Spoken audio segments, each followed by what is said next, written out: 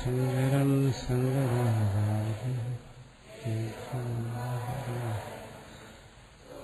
ഭാഷകൃതൗ വന്ദേ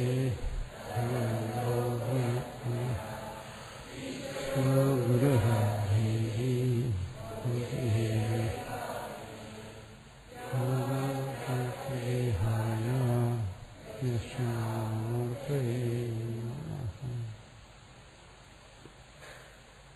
ഗുരുപരമ്പരയെ സ്മരിച്ചുകൊണ്ട് ശ്രീമദ് ഭഗവത്ഗീത 31-ാം ശ്ലോകം.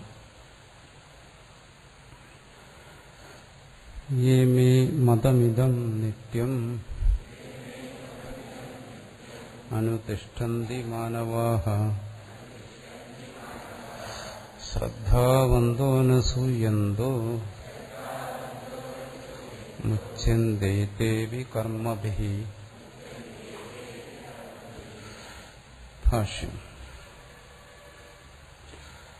യദേതന്മതം കർമ്മകർത്തവ്യം ഇതി സപ്രമാണം ഉക്തം തത്തഥാ.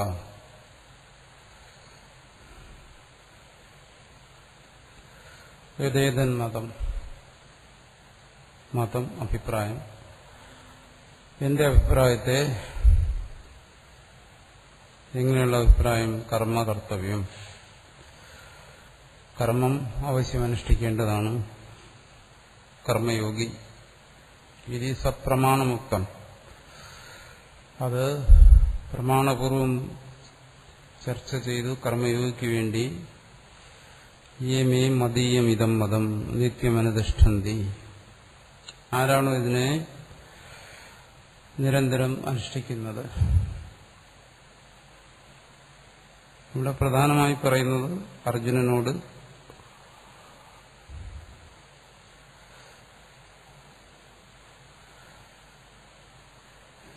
കഴിഞ്ഞ ശ്ലോകത്തിൽ പറഞ്ഞു നിർത്തിയ കാര്യമാണ്.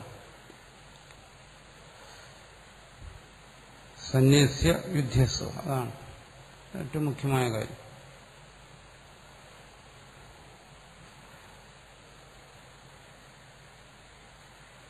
കർമ്മയോഗത്തിന്റെ ഏറ്റവും മുഖ്യമായ സിദ്ധാന്തം അതാണ്. സന്യസ്യ യുദ്ധസ്വ, രണ്ട് ക്രിയകളാണ്. യുദ്ധസ്വ എന്ന് പറയുമ്പോൾ സ്വധർമ്മം ചെയ്യുക, ആ സമയം സന്യസ്യ. അർജുനൻ ഇവിടെ വരുമ്പോഴുന്ന എന്തിനാണോ? സന്യസിക്കാനാണ്. സന്യസിച്ചിട്ട് അർജുനൻ പറയുന്നു കർമ്മത്തെ, സ്വധർമ്മത്തെ ഉപേക്ഷിക്കുക. അർജുനനെ സംബന്ധിച്ച് സ്വധർമ്മത്തെ ഉപേക്ഷിക്കുന്നതാണ് സന്യാസം. അത് ശരിയല്ല, അതിനെ തിരുത്തിയാണ് ഭഗവാൻ. സ്വധർമ്മത്തെ ഉപേക്ഷിക്കുന്നതല്ല സന്യാസം, മറിച്ച് സന്യസിച്ചിട്ട് സ്വധർമ്മത്തെ അനുഷ്ഠിക്കുക.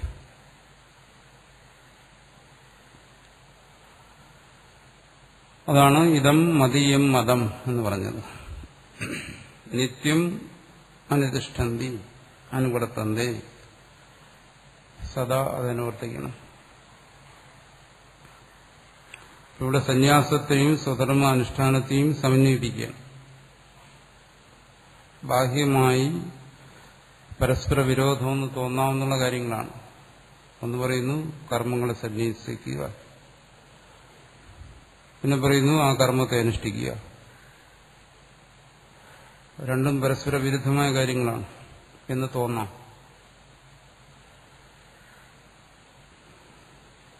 അത് വരാൻ പാടില്ല. മാനവഃ മനുഷ്യഃ ശ്രദ്ധാവന്തഃ, ശ്രദ്ധയുള്ളവർ, അവർക്ക് ഇത് പറ്റും. അത്രയും മനസ്സിന് ജാഗരൂകതയുള്ളവർക്കേ പറ്റും ഇതിനെ മനസ്സിലാക്കാൻ തന്നെ. മനസ്സിലാക്കിയിട്ടാണ് പിന്നെ അനുഷ്ഠാനം. കർമ്മത്തെ സന്യസിക്കാനും കർമ്മത്തെ അനുഷ്ഠിക്കാനും പറയും. അതെങ്ങനെയാണ് സന്യാസം? അതാണ് അവിടെ പറഞ്ഞു മൈ സന്യസ്യ, ഭഗവാനിൽ കർമ്മത്തെ സന്യസിച്ചിട്ട് എന്ന് പറയുമ്പോൾ ഭഗവത് അർപ്പണമായി കർമ്മങ്ങളെ അനുഷ്ഠിച്ചുകൊണ്ട് എന്നർത്ഥം കിട്ടും. അതാണ് ഗീതയിലെ മുഖ്യമായ സന്യാസം. അതാണ് ഇതിൽ ആവർത്തിച്ച് പറയും. കുറുവന്നബി നലിപ്യതേ. കുറുവന്നബി അവൻ ചെയ്തുകൊണ്ടിരിക്കുകയാണെങ്കിലും നലിപ്യതേ, അതവനെ ബാധിക്കുന്നില്ല. ഇതാണ് അവിടുത്തെ സന്യാസം. കർമ്മത്തെ ഉപേക്ഷിച്ചിട്ട് ഭിക്ഷ എടുക്കുന്നതല്ല. എവിടെയെല്ലാം കർമ്മസന്യാസത്തെക്കുറിച്ച് പറയുന്നുണ്ടോ അവിടെയെല്ലാം ഇത് തന്നെയാണ്. സർവധർമാൻ പരിത്യജ്യ, അവിടെയും പറയുന്നുണ്ട്. സർവധർമ്മങ്ങളെയും പരിത്യജിച്ചിട്ട്, അതിന് ഇവിടെ പറയുന്നു. മയി സർവാണി കർമാണി സന്യസ്യ, സർവകർമ്മങ്ങളെയും സമർപ്പിച്ചിട്ട്. അവിടെ പറയും ശരണം വ്രജ. ആ ശരണാഗതിയാണ് ഇവിടെയും പറയുന്നത്. മയി എന്നിൽ, ഭഗവാനിലുള്ള സർവകർമ്മ സമർപ്പണം, അതുതന്നെയാണ് അവിടെ പറയുന്നത് ശരണാഗതി. അനന്യ ചിന്തയെന്തോ മാം വേറെ തരത്തിൽ പറയും. അനന്യമായി എന്നെ ചിന്തിച്ചുകൊണ്ട്. ഇങ്ങനെ എത്രയോ സന്ദർഭങ്ങളിൽ ഈ സന്യാസത്തെക്കുറിച്ച് പറയും.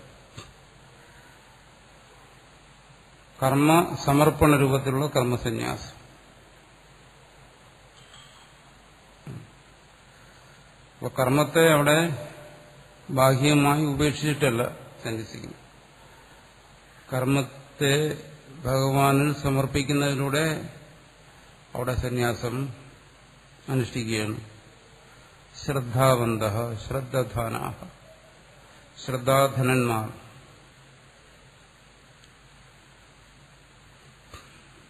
അനസൂയന്തോ അസൂയാം ച മയി പരമഗുരു വാസുദേവി അപ്രൂവന്തോ.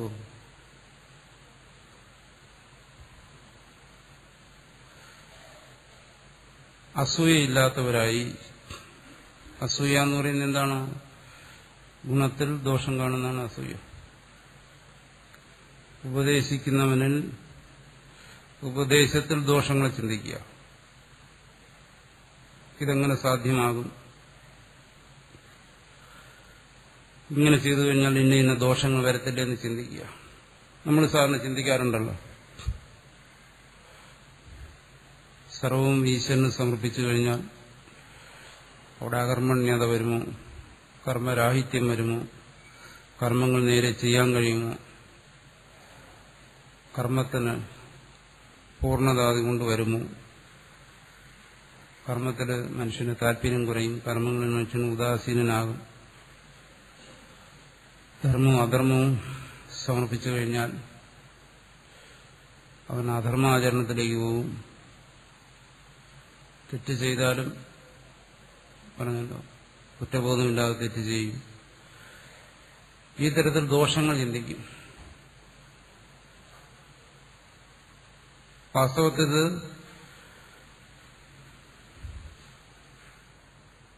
ശ്രദ്ധയില്ലാത്തവരെ സംബന്ധിച്ചിടത്തോളം ഇതിൽ ഒരുപാട് ദോഷങ്ങൾ കണ്ടെത്താൻ കഴിയും. അതാണ് അസൂയ എന്ന് പറയുന്നത്. അപ്പൊ ഇത് ശ്രവിക്കുമ്പോൾ അത്തരം അസൂയ മനസ്സിൽ കടന്നു വരാൻ പാടില്ല. ദോഷാരോപണം വരാൻ പാടില്ല. ശ്രദ്ധയുണ്ടെങ്കിൽ അത് വരത്തില്ല. വിപരീത ചിന്തകൾ വരാൻ പാടില്ല. അനസൂയന്ത അസൂയാംശമായി പരമഗുരു വാസുദേവി അകുർവന്ത. ഉപദേഷ്ടാവിൽ ഉപദേശത്തിൽ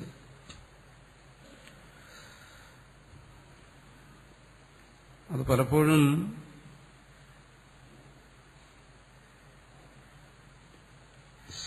ശ്രോതാവിന്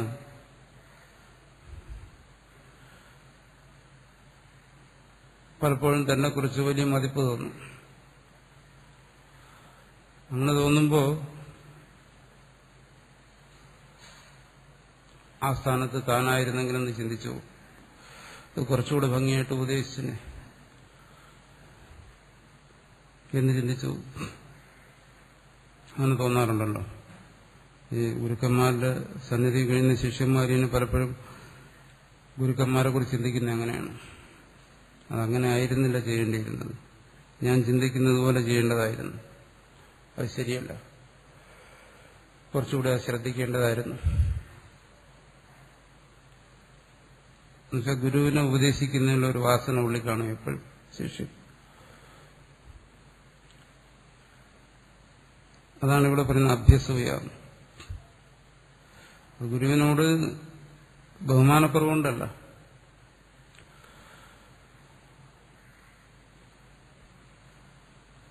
എന്നാലും മനസ്സിൽ ഇങ്ങനെ പൊന്തി വരും. ഗുരുവിനോട് ആദരവൊക്കെ ഉണ്ട്, ആദരവ് പ്രകടിപ്പിക്കുകയും ചെയ്യും. അങ്ങനെ പ്രകടിപ്പിച്ചാലും മനസ്സിൽ ഇതും കൂടെ കടന്നു വരും, ഗുരുവിനെ ഉപദേശിക്കുന്നതിനുള്ള ഒരു വാസന. തന്റെ ഉള്ളിലിരിക്കുന്ന ഗുരുത്വം ചിലപ്പോൾ ശിഷ്യത്വത്തെ മറികടക്കും. അതുകൊണ്ട് അല്ലേ ഗുരുവിന് മുമ്പിൽ നാഴികയ്ക്ക് 40 വട്ടം മറിഞ്ഞു വീഴുന്നവനും ഉപദേശിക്കും, സാഷ്ടാംഗം പ്രണമിക്കുന്നവനും ഉപദേശിക്കാൻ തോന്നും മനസ്സിൽ. ഗുരു ചെയ്യുന്നത് ഇങ്ങനെ ആയിരുന്നില്ല ചെയ്യേണ്ടിയിരുന്നു, കുറച്ചുകൂടി ഭംഗിയായിട്ട് ചെയ്യാമായിരുന്നു, ഞാൻ ഉദ്ദേശിച്ചതുപോലെ ചെയ്തിരുന്നെങ്കിൽ. ഗുരുവിന്റെ പ്രവൃത്തികളെക്കുറിച്ച്, ഗുരുവിന്റെ ചിന്തകളെക്കുറിച്ച്, ഉപദേശങ്ങളെക്കുറിച്ചൊക്കെ ചിന്തിച്ചു പോകും. അപ്പോ അതൊരു വാസനയാണ്. ഗുരുവിനെ ഗുരു എന്ന് വിളിക്കുകയും ഉപദേശിക്കുകയും ചെയ്യും. അഭ്യസൂയ എന്നിവിടെ പറയുന്നു. അതിൽ ചെറുതായ ദോഷം കാണും. ഗുരുവിൽ വിശ്വാസവും ശ്രദ്ധയും ഉള്ളവരിൽ തന്നെ അത് വരും. അത് പരമഗുരുവായ വാസുദേവെ അകുർവന്ത, അത് ചെയ്യാൻ പാടില്ല. ചെയ്യാതെ മുച്യന്തേ തേപി ഏവം ഭൂതാഹ, അങ്ങനെ ചെയ്യാത്തവർ കർമ്മഭി ധർമ്മ അധർമാഖ്യൈ. അവിടെ ശ്രദ്ധിക്കുക,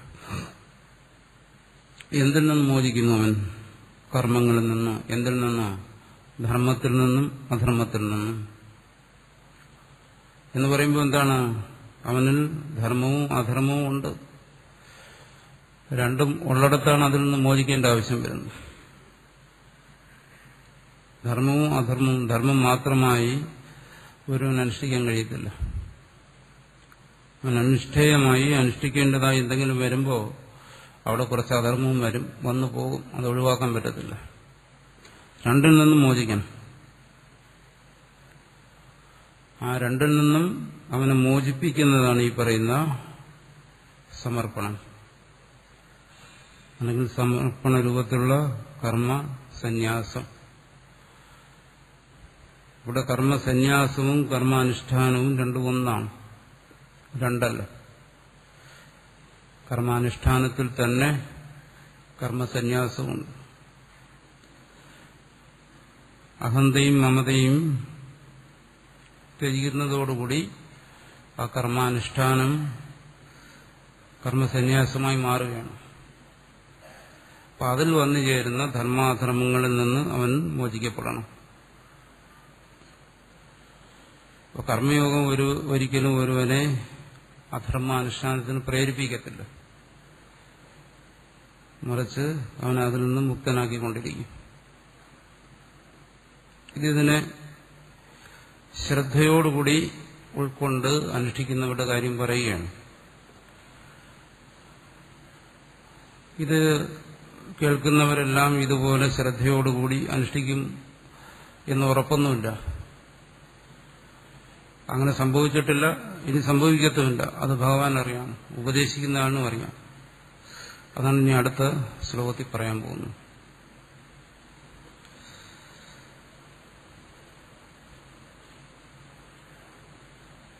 ശ്ലോകത്തിൽ ഏ മാനവാഹ, ഏത് മനുഷ്യരാണോ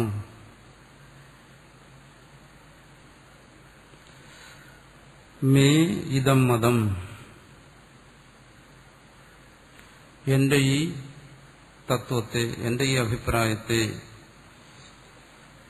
ശ്രദ്ധാവന്ത ശ്രദ്ധയുള്ളവരായി, അനസൂയന്ത ദോഷം കാണാത്തവരായി, നിത്യം അനുതിഷ്ഠന്തി നിത്യവും അനുഷ്ഠിക്കുന്നത്, തേപി അവരും, കർമ്മഭി മുച്യന്തി എല്ലാ കർമ്മങ്ങളിൽ നിന്നും മോചിക്കപ്പെടുന്നു, നന്മയിൽ നിന്നും തിന്മയിൽ നിന്നും.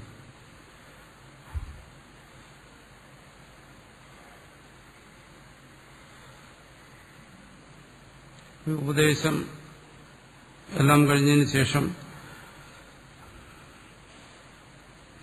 അർജുനനോട് അവസാനം പറയുന്നുണ്ട്, എന്താണ്?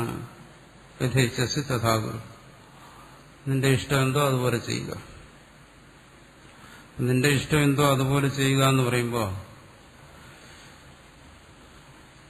വേണമെങ്കിൽ നിനക്കിത് ചെയ്യാതെയും ഇരിക്കാം എന്നൊരു സ്വാതന്ത്ര്യം കൊടുക്കുന്നു എന്ന് നമ്മൾ ചിലപ്പോൾ ധരിച്ചു പോകും. പക്ഷെ അങ്ങനെ ഒരു സ്വാതന്ത്ര്യം ഇവിടെ ഇല്ല. അതാണ് ഇനി പറയുന്നത്. യേ മേ മതമിദം നിത്യം അനുതിഷ്ഠന്തി മാനവാഃ ശ്രദ്ധാവന്തോ ന സൂയന്തോ മുച്യന്തേ തേവി കർമ്മഭിഃ യേ ത്വേതദഭ്യസൂയന്തോ നാനുതിഷ്ഠന്തി മേ മതം സർവജ്ഞാനവിമൂഢാൻസ്ഥാൻ വിദ്ധി നഷ്ടാന ചേതസഃ. ഏതു തദ്വിപരീതഃ. ചിലരിത് കേട്ടുകഴിഞ്ഞാൽ വളരെ ശ്രദ്ധയോടുകൂടി അനുഷ്ഠിക്കുന്നു. അതിന് വിപരീതമായി ഏതൻ മമ മതം, എന്റെ ഈ തത്വത്തെ അഭ്യസൂയന്തോ നിന്ദന്തോ നിന്ദിക്കുന്നു. എന്നുവെച്ചാൽ ഇതിൽ ദോഷങ്ങളെ കാണുന്നു. ഇതിനെക്കുറിച്ച് പല ആരോപണങ്ങളും പറയുന്നു. ഉപദേശിക്കുന്നവനെ കുറിച്ചും ഉപദേശത്തെക്കുറിച്ചും പറയുന്നു. നാനുതിഷ്ഠന്തി അനുസരിക്കുന്നില്ല, അനുവർത്തന്തി മേ മതം എന്റെ ഈ തത്വത്തെ പിന്തുടരുന്നില്ല. എന്നുവെച്ചാൽ അങ്ങനെ പിന്തുടരാതിരിക്കുന്നതിന് ഒരുവിന് സ്വാതന്ത്ര്യമില്ല. യഥേച്ഛസി നിന്റെ ഇഷ്ടം പോലെ ചെയ്യൂ എന്ന് പറഞ്ഞാൽ ചെയ്യാതിരിക്കാം എന്നതിനർത്ഥമില്ല. മറിച്ച് ചെയ്തേ തീരൂ, ചെയ്യാൻ നീ ബാധ്യസ്ഥനാണ്, കടപ്പെട്ടവനാണ് എന്നുള്ളതാണ്. പിന്നെ ഇഷ്ടം പോലെ ചെയ്യാൻ പറഞ്ഞത് എന്തുകൊണ്ട്? കാരണം അങ്ങനെയുള്ളവരുമുണ്ട്, ചെയ്യാത്തവരുമുണ്ട്. ഇതിനെ നിന്ദിക്കുന്നവരുമുണ്ട്. അവരിത് ചെയ്യാതിരിക്കും. അങ്ങനെ ചെയ്യാതിരുന്നു കഴിഞ്ഞാലോ അതിന്റെ ദോഷം അവരനുഭവിക്കേണ്ടി വരും. അവരെന്ത് ചെയ്യുന്നു? സർവേഷു ജ്ഞാനേഷു വിവിധം മൂഢാഹ, മൂഢന്മാർ. അവരെ മൂഢൻ എന്നാണ് വിളിക്കുന്നത്. അവരെ കുറിച്ച് പറയാമെന്നുള്ളതിൽ ഉപയോഗിക്കാമെന്നുള്ളതിൽ അങ്ങേറ്റത്തെ വാക്ക ഉപയോഗിച്ചിരിക്കുന്നു. മൂഢൻ, മൂഢമതേ. ഇതുകൊണ്ടുകൊണ്ടാണ് ശങ്കരാചാര്യ പലയിടത്തും മൂഢമതി എന്ന് പറയുന്നത്. അങ്ങനെയുള്ള മൂഢന്മാര് സർവജ്ഞാന വിമൂഢാൻ, സർവജ്ഞാനങ്ങളിലും മോഹിതരായിരിക്കുന്നവർ എന്ന് വെച്ചാൽ ഇതുവരെയുള്ള എല്ലാ ഉപദേശങ്ങളും ഒന്നുപോലും ഉള്ളിലേക്ക് കിടക്കാത്തവർ, എല്ലാത്തിനും വിപരീത ബുദ്ധിയോടുകൂടിയിരിക്കുന്നവർ,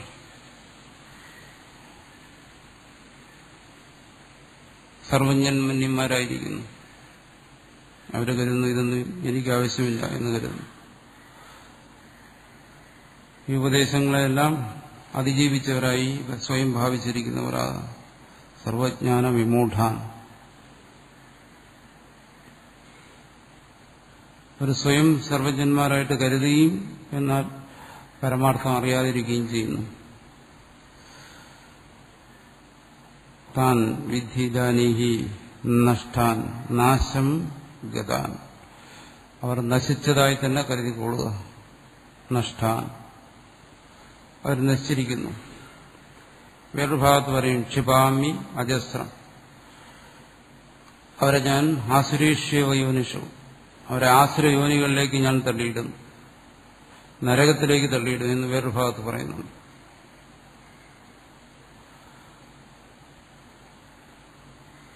ഇതിനെ നിന്ദിക്കുകയും തത്വത്തെ, ഇതെല്ലാം ആധ്യാത്മിക ശാസ്ത്രങ്ങളും പറയുന്നതാണ്. ആരാണോ ഈ ഉപദേശത്തെ സ്വീകരിക്കാതിരിക്കുന്നത് അവൻ നരകത്തിൽ പോകുന്നു. ആരാണോ ഇതിനെ നിന്ദിക്കുന്നത്, ഇതിൽ ദോഷം കാണുന്നത്, അവനെ ആസുരീഷ്യോ യോനിഷു, അജസ്രം നിരന്തരം അനേക ജന്മങ്ങളിൽ അവൻ ഇതെല്ലാം നഷ്ടപ്പെട്ട ഒരവസ്ഥയിലായിരിക്കും, മൃതപ്രായനായി ജീവിക്കേണ്ടി വരും. ഇത് പറയുന്നുണ്ട്. അത് തന്നെയാണ് ഇവിടെയും പറയുന്നത്. അതുകൊണ്ട് യഥേച്ഛസി തഥാ ഗുരു എന്ന് പറഞ്ഞിരിക്കുന്നതുകൊണ്ട് ഇതെല്ലാം ഒഴിവാക്കാം, ഇതൊന്നും സ്വീകരിക്കാതിരിക്കാം എന്നൊന്നും അർത്ഥമില്ല. അങ്ങനെ ഇത് സ്വീകരിക്കാതിരുന്നു കഴിഞ്ഞാൽ, അങ്ങനെ സ്വീകരിക്കാത്തവരുമുണ്ട്, അതിന്റെ ദോഷവും പറയുന്നുണ്ട്. അചേതസഹ അവിവേകിനഃ, അവിവേകികളായിട്ടുള്ളവർ ഇത് സ്വീകരിക്കാറില്ല, അവർക്കിതിന്റെ ദോഷം വരും, അവർ നശിക്കും എന്നാണ്. അതിനപ്പുറം വേറൊരു വാക്ക് പറയാനില്ല. അത് അവർക്ക് സംഭവിക്കാൻ പോകുന്ന അവസ്ഥയെക്കുറിച്ച് പറയുകയാണ്. നശിക്കും.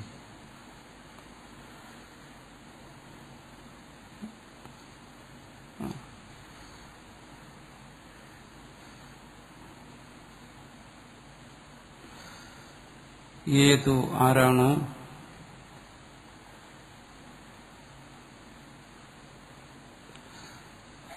ഏതത് അഭ്യസൂയന്തഃ, ഇതിനെ ദുഷിച്ചുകൊണ്ട് നിന്ദിച്ചുകൊണ്ട്, മേ മതം നാനുതിഷ്ഠന്തി, എന്റെ ഈ അഭിപ്രായത്തെ അനുസരിക്കാതിരിക്കുന്നത്,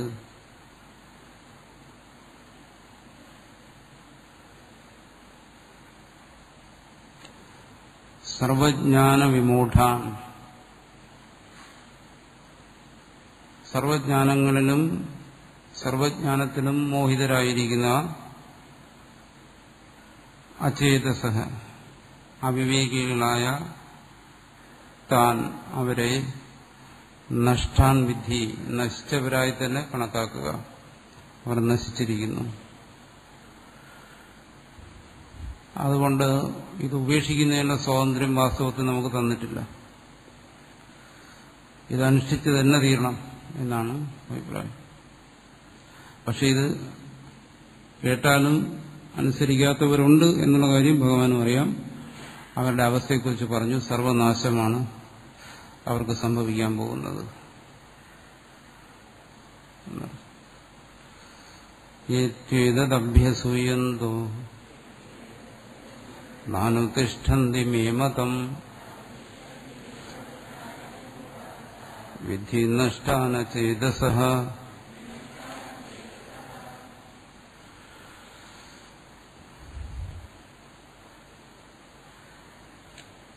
ഇത്രയും വലിയ സതുപദേശങ്ങളെല്ലാം ഉണ്ടായിട്ടും മനുഷ്യൻ എന്തുകൊണ്ട് നന്നാവുന്നില്ല? അതാണ് അടുത്ത് പറയുന്നത്. സദൃശം ചേഷ്ടതേ സ്വസ്യ പ്രകൃതിർജ്ഞാനവാനപി പ്രകൃതിം യാന്തി ഭൂതാനി നിഗ്രഹ കിം കരിഷ്യതി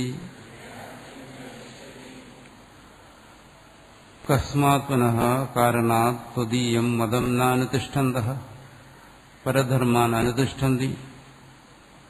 എന്തുകൊണ്ടാണ്, എന്ത് കാരണം കൊണ്ടാണ് ത്വദീയം മതം നാനുതിഷ്ഠന്തഃ, നിന്റെ ഈ അഭിപ്രായത്തെ സ്വീകരിക്കാതിരിക്കുന്നത്? പരധർമാൻ അനുതിഷ്ഠന്തി, ഇതിന് വിപരീതമായിട്ടുള്ള ധർമ്മങ്ങൾ മനുഷ്യൻ ആചരിക്കുന്നു, ദുർമാർഗത്തെ സഞ്ചരിക്കുന്നു. സ്വധർമ്മം ചെന്ന് അനുവർത്തന്തി, സ്വധർമ്മത്തെ അവനവൻ ചെയ്യേണ്ടതിന് ആരും ചെയ്യുന്നില്ല. ത്വത്പ്രതികൂല, അവരെല്ലാം വാസ്തവത്തിൽ സർവശക്തനായിരിക്കുന്ന സർവജ്ഞനായിരിക്കുന്ന ഈശ്വരനെ ധിക്കരിക്കുകയാണ്. അതിനെങ്ങനെ അവർക്ക് കഴിയുന്നു ഈശ്വരനെ നിഷേധിക്കാനും, ഈശ്വരന് വിരുദ്ധമായി, ഈശ്വരന്റെ അഭിപ്രായത്തിന് വിരുദ്ധമായിരിക്കാനും? അപ്പൊ ഈശ്വരൻ അധീനനല്ലയോ ജീവന്മാർ? ഈശ്വരാധീനരല്ലയോ? ഈശ്വരൻ ഇവരുടെ മേൽ സ്വാധീനമില്ലയോ? സർവശക്തനും സർവജ്ഞനുമായ ഒരു ഈശ്വരനുണ്ടെങ്കിൽ എന്തുകൊണ്ട് ഈശ്വരൻ മനുഷ്യരെല്ലാം നേരെ നടത്തിക്കൂടാ? അപ്പൊ ഈശ്വരന്റെ നിയന്ത്രണത്തിന് അപ്പുറമാണ് കാര്യങ്ങൾ നടന്നുകൊണ്ടിരിക്കുന്നതെന്നാണ് തോന്നുന്നത്. ത്വത് പ്രതികൂലാഹ, എങ്ങനെ കാര്യങ്ങൾ നിനക്ക് പ്രതികൂലമാകുന്നു? ഈശ്വരന്റെ അഭിപ്രായം ഇതാണെങ്കിൽ, ഈശ്വരന്റെ താല്പര്യം ഇതാണെങ്കിൽ മനുഷ്യൻ ഇതിനെ അനുസരിച്ച് തന്നെ മുന്നോട്ട് പോകണം. ഇതെല്ലാം ഈശ്വര ശക്തിക്ക് അധീനമാണ്. പിന്നെ എങ്ങനെ മനുഷ്യൻ വിപരീതമായിരുന്നു? കഥം ന ബിഭ്യതി, എന്തുകൊണ്ടവൻ ഭയക്കുന്നില്ല? ത്വത് ശാസന അതിക്രമദോഷ, നിന്റെ ശാസനത്തെ അതിക്രമിക്കുന്നത് ദോഷമാണ്. നിന്റെ ഉപദേശത്തെ അതിനെ വിപരീതമായി സഞ്ചരിക്കുന്ന ദോഷമാണ്. ഇതിനെ എന്തുകൊണ്ട് ഭയക്കുന്നില്ല? ഈശ്വരൻ സർവജ്ഞനും സർവശക്തനുമാണെങ്കിൽ ഈശ്വരന്റെ മതമനുസരിച്ചാണ് ജീവന്മാരെല്ലാം പോകേണ്ടത്. ഇവിടെ അങ്ങനെയല്ല കാണുന്നത്. ഈ വൈപരീത്യം എന്തുകൊണ്ട് സംഭവിക്കുന്നു? തത്രാഹ സദൃശം അനുരൂപം ജ്യേഷ്ഠതേ ജ്യേഷ്ഠാം കരോതി.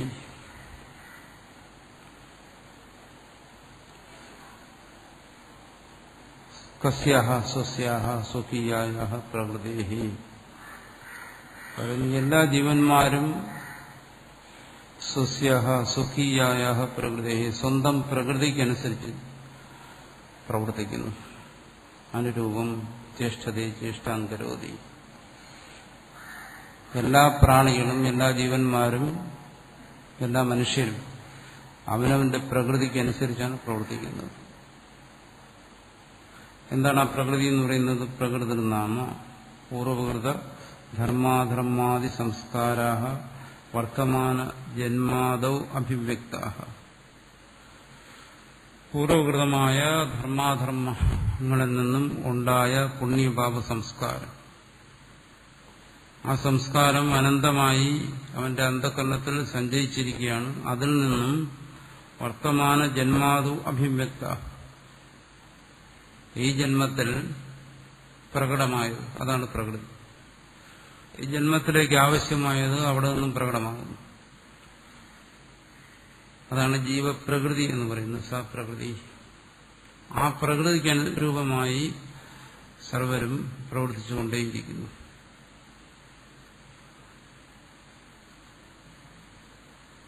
എന്ന് പറയുമ്പോൾ എന്താണ്? പ്രകൃതി അനുകൂലമായാലേ ഭഗവാൻ പറയുന്നതിനനുസരിച്ച് ഒരാൾക്ക് നീങ്ങാൻ പറ്റൂ എന്നർത്ഥം. പ്രകൃതി പ്രതികൂലമാണെങ്കിൽ പിന്നെ ആ പ്രകൃതിക്കനുസരിച്ച് നീങ്ങും. അതെന്തുകൊണ്ട് സംഭവിക്കുന്നു? പൂർവ്വസംസ്കാരം. ആ പൂർവ്വസംസ്കാരത്തിന്റെ ദൃഢമായ ശക്തമായ സ്വാധീനം ആണ് ഇതിലെ ഏറ്റവും മുഖ്യമായ നിർണായകമായ ഘടകം എന്നിവിടെ ഓർമ്മിപ്പിക്കുകയാണ്. ആ പ്രകൃതിയെ അതിജീവിക്കാൻ സാധ്യമല്ല ഒരു ജീവന്. തസ്യാഹ സദൃശമേവ സർവോ ജന്തുഹുർ ജ്ഞാനവാനപി ജ്യേഷ്ഠതേ പറയും. സർവപ്രാണികളും ആ പ്രകൃതിയെ അനുസരിച്ച് തന്നെ പോകേണ്ടി വരുന്നു. വിശേഷ പറയുന്നു ജ്ഞാനവാനപി കിം പുനർമൂർഖ. വിവേകിയും ആ പ്രകൃതിക്കനുസരിച്ചേ പ്രവർത്തിക്കുന്നുള്ളൂ എങ്കിൽ മൂർഖന്റെ കാര്യം, അവിവേകിയുടെ കാര്യം പറയാനുണ്ടോ എന്നാണ്. വളരെ പണിപ്പെട്ട് വിവേകത്തെ ആർജിച്ച് ജ്ഞാനലബ്ധി നേടിയ ഒരു മഹാനും ഈ പ്രകൃതി അനുസരിച്ചേ പറ്റൂ, സ്വന്തം പ്രകൃതി അനുസരിച്ചേ പറ്റൂ. ആ പ്രകൃതിക്ക് വിധേയമാണ് അയാളുടെ ചിന്തയും പ്രവൃത്തിയും എല്ലാം.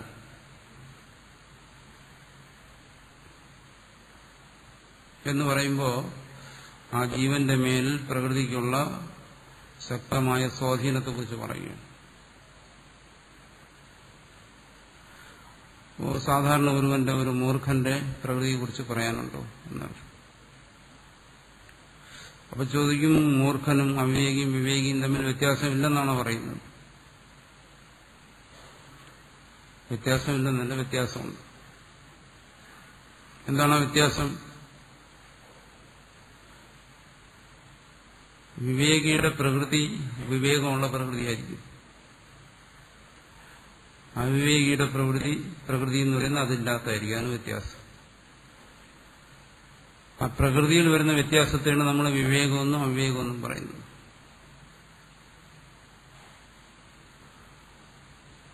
അപ്പോ തത്വജ്ഞാനി തന്റെ വിവേകയുക്തമായ പ്രകൃതിക്കനുസരിച്ച് പ്രവർത്തിക്കുന്നു എന്നാണ് പറയുന്നത്. അല്ല, തത്വജ്ഞാനിയിൽ വിവേകമില്ലെന്നല്ല പറയുന്നത്. സ്വന്തം പ്രകൃതിയെ അനുസരിക്കുന്നു എന്ന് പറയുമ്പോൾ തത്വജ്ഞാനിയെ സംബന്ധിച്ചിടത്തോളം തത്വജ്ഞാനം തന്നെയാണ് ആ ജ്ഞാനിയുടെ പ്രകൃതി എന്ന് പറയുന്നത്. അവിടെ പ്രകൃതി വിവേകരൂപത്തിൽ ജ്ഞാനരൂപത്തിൽ പരിണമിച്ചിരിക്കുകയാണ്. ആ പ്രകൃതിയെ ജ്ഞാനിക്കനുസരിച്ചേ പറ്റൂ. ജ്ഞാനിയുടെ വ്യവഹാരങ്ങളെല്ലാം ആ പ്രകൃതിക്ക് വിധേയമായിരിക്കും എന്ന് വെച്ചാൽ ആ വിവേകത്തിന് വിധേയമായിരിക്കും. അല്ല മറിച്ചല്ല. ജ്ഞാനിയുടെ യഥേഷ്ടാചരണത്തെക്കുറിച്ചല്ല പറയുന്നത്. ജ്ഞാനിയുടെ പ്രകൃതി എന്താണ്? അത് ജ്ഞാനം തന്നെയാണ്, വിവേകം തന്നെയാണ്. എന്തുകൊണ്ട് അങ്ങനെ വരുന്നു? ഒരു ജ്ഞാനി ശമതപാതി സാധനങ്ങളെല്ലാം അനുഷ്ഠിച്ച്, തപസ്സുകളെല്ലാം അനുഷ്ഠിച്ച്, സാധനങ്ങളെല്ലാം അനുഷ്ഠിച്ച് ആ ജ്ഞാനിയുടെ പ്രകൃതിയെ സംസ്കരിച്ചിരിക്കുകയാണ്, സ്വന്തം പ്രകൃതിയെ. അപ്പോൾ സംസ്കരിക്കപ്പെട്ട ഒരു പ്രകൃതിയാണ്.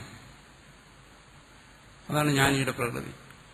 അത് വിവേകപൂർണമായിരിക്കും, വിവേകയുക്തമായിരിക്കും. അതിന് വിപരീതമായി വരാമെന്നുള്ള എല്ലാത്തിനെയും മുമ്പ് തന്നെ എന്ത് ചെയ്തു? ജ്ഞാനി പരിത്യജിച്ചിട്ടുണ്ട്. ഇവിടെ പറയുന്ന ധർമാധർമ്മ വിവേകപൂർവകമായ അനുഷ്ഠാനങ്ങളിലൂടെയും സാധന സമ്പത്തിയിലൂടെയും ജ്ഞാനി തന്റെ പ്രകൃതിയെ പരിഷ്കരിച്ചു കഴിഞ്ഞു. അപ്പൊ ജ്ഞാനിയുടെ പ്രകൃതി അത് ശുദ്ധമായിരിക്കും, സാത്വികമായിരിക്കും, വിവേകപൂർണമായിരിക്കും. അങ്ങനെയുള്ള പ്രകൃതിയെ അനുസരിക്കാൻ ജ്ഞാനി ബാധ്യസ്ഥനാണ്. അതുകൊണ്ട് തന്നെ ജ്ഞാനിക്ക് ദുർമാർഗത്തിലേക്ക് പോകാൻ പറ്റത്തില്ല. യഥേഷ്ടാചരണം ജ്ഞാനിക്ക് സാധ്യമല്ല. അപ്പോൾ ഒരാൾ ദുർമാർഗിയായിരിക്കുകയാണ്, അയാൾ അവകാശപ്പെടുകയാണ് ഞാൻ ജ്ഞാനിയാണ്, പക്ഷെ എന്റെ പ്രകൃതി എന്നെ കൊണ്ടിങ്ങനെ ചെയ്യിക്കുന്നു എന്ന് പറഞ്ഞു കഴിഞ്ഞാൽ അത് ഇവിടുത്തെ സിദ്ധാന്തമല്ല. ജ്ഞാനിയിൽ അങ്ങനെ ഒരു പ്രകൃതി നിൽക്കാൻ വഴിയില്ല. എന്തുകൊണ്ട്?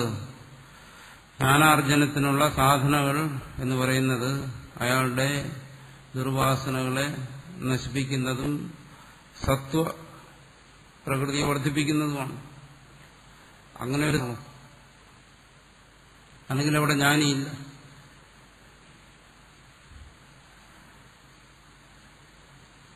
അതുകൊണ്ട് ജ്ഞാനിക്ക് പോലും തന്റെ പ്രകൃതിയെ അതിജീവിക്കാൻ കഴിയത്തില്ല. അതുകൊണ്ട് ഞാൻ ജ്ഞാനിയാണ്, പക്ഷെ എന്റെ പ്രകൃതി മോശമാണ് എന്നൊരാൾക്ക് പറയാൻ പറ്റത്തില്ല. രണ്ടും കൂടെ സമന്വയിക്കില്ല. മോശമായ പ്രകൃതിയുള്ളവൻ ജ്ഞാനിയല്ല. കാരണം അത് ജ്ഞാനത്തിന് തടസ്സമായി നിൽക്കും.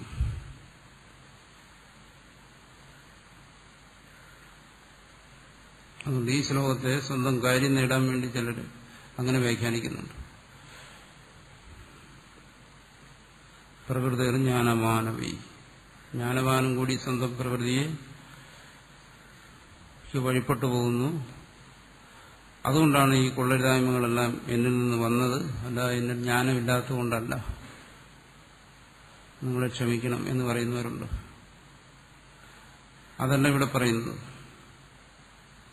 പ്രകൃതി ആരായാലും അനുസരിച്ചേ പറ്റൂ.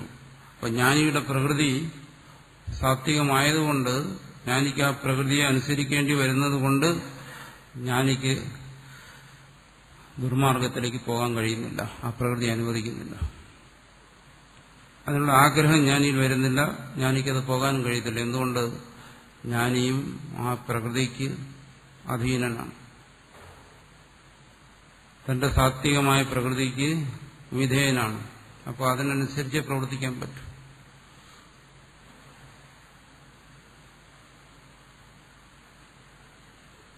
അതുകൊണ്ട് ജ്ഞാനിയിൽ നിന്നും ഒരിക്കലും വരത്തില്ല.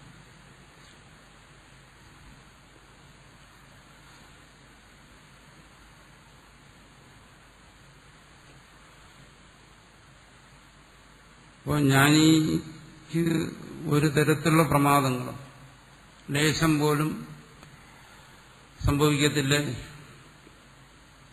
എന്ന് ചോദിക്കും. പൂർണ്ണത അതുണ്ടാകുമോ എന്നല്ല പറയുന്നതിന്റെ അർത്ഥം. കാരണം മനുഷ്യ ശരീരം എന്ന് പറയുന്നത് തന്നെ പുണ്യപാപ സമ്മിശ്രമാണ്. പുണ്യം മാത്രമുള്ള ഒരു അന്ധകരണത്തിൽ മനുഷ്യ ശരീരത്തെ സ്വീകരിക്കാൻ പറ്റത്തില്ല. പാപം മാത്രം ഉണ്ടെങ്കിലും പറ്റത്തില്ല. പുണ്യം വർദ്ധിച്ചാൽ തന്നെ ദേവശരീരമാണ്. പാപം വർദ്ധിച്ചാൽ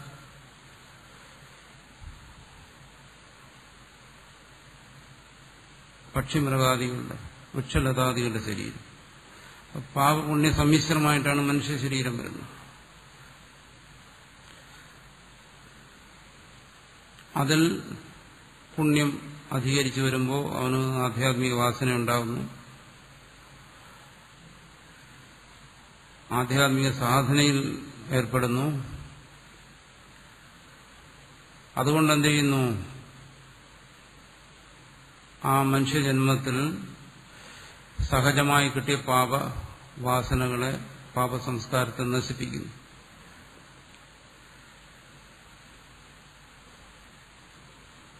ജ്ഞാനപ്രാപ്തിക്ക് തടസ്സമായി വരുന്ന പാപസഞ്ചയത്തെ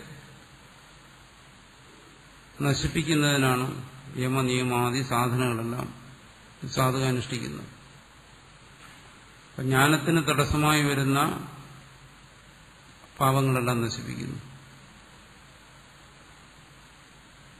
അങ്ങനെ നശിപ്പിച്ചാലും ഈ ശരീരധാരണത്തിന് നിമിത്തമായിരിക്കുന്ന പാപലേശം അതനുവർത്തിക്കും. അതനുവർത്തിക്കുന്നത് വരെ ശരീരം നിലനിൽക്കും. അല്ലെങ്കിൽ ശരീരം നിലനിൽക്കുന്നതിന് അതും ആവശ്യമാണ്. പക്ഷെ അത് പ്രബലമല്ല. അത് ജ്ഞാനത്തിന് തടസ്സം സൃഷ്ടിക്കുന്നതല്ല. അത് ജ്ഞാനിയുടെ വിവേകത്തെ നശിപ്പിക്കുന്നതിന് പര്യാപ്തമല്ല. വിവേകത്തിന് തടസ്സമാകാനോ വിവേകത്തെ നശിപ്പിക്കുന്നതിനോ പര്യാപ്തമല്ല. അതിനെ പാപലേശമെന്ന് പറയും.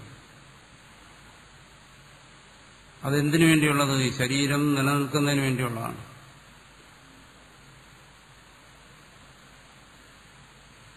ആ പാപലേശം ആണ് ആ പൂർണ്ണതയ്ക്ക് തടസ്സമായി നിൽക്കുന്നത്. അതിനാണ് നമ്മൾ പ്രാരബ്ധം എന്ന് പറയുന്നത്. അതൊരിക്കലും ജ്ഞാനിയെ ദുർവ്യവഹാരത്തിലേക്ക് തള്ളിവിടുന്നതല്ല. എന്തുകൊണ്ട്? ജ്ഞാനിയിൽ പുണ്യവൃദ്ധി ഉള്ളതുകൊണ്ട്, ജ്ഞാനിയിൽ സാത്വിക ഭാവങ്ങൾ നിലനിൽക്കുന്നതുകൊണ്ട് ഈ അപരിഹാര്യമായിരിക്കുന്ന പാപലേശം ഒരിക്കലും ജ്ഞാനിയെ ദുരാചരണത്തിലേക്ക് തള്ളിവിടുന്നില്ല. അത് ശരീരത്തിന്റെ നിലനിൽപ്പിന് വേണ്ടി മാത്രമുള്ളതാണ്.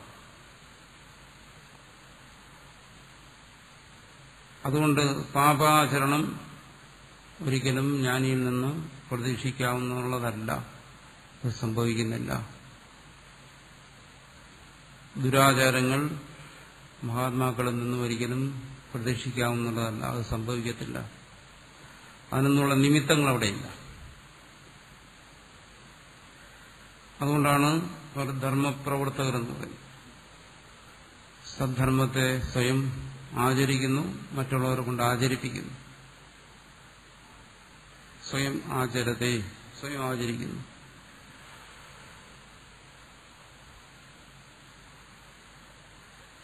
അതുകൊണ്ട് തത്വജ്ഞാനിയുടെ പ്രകൃതി അവിടെ സാങ്കേതികമായി നമ്മളതിനെക്കുറിച്ച് ചിന്തിക്കുമ്പോൾ അവിടെ പാപലേശമുണ്ട് എന്ന് അംഗീകരിച്ചാൽ തന്നെയും ഒരിക്കലും അത് ദുരാചാരത്തിന് ഹേതുവാകുന്നതല്ല. സദാചാരം സദ്ധർമ്മം മാത്രമേ ആ പ്രകൃതിയിലുണ്ടാവൂ. അതുകൊണ്ട് ജ്ഞാനിയും തന്റെ പ്രകൃതിയെ അനുസരിക്കേണ്ടി വരുന്നു എന്ന് പറഞ്ഞാൽ അതിനർത്ഥം ജ്ഞാനി ഒരിക്കലും ദുരാചാരത്തിലേക്ക് പോകുന്നില്ല, ജ്ഞാനിക്ക് അതിന് പോകാൻ കഴിവില്ല. എന്നുകൊണ്ട് പ്രകൃതി അതിനെ അനുവദിക്കത്തില്ല. അതുകൊണ്ടാണ് പറയുന്നത് ജ്ഞാനവാനപി, ആ ജ്ഞാനവാനും കൂടി സ്വന്തം പ്രകൃതിയെ അനുസരിക്കുന്നു എന്ന് പറയുന്നു.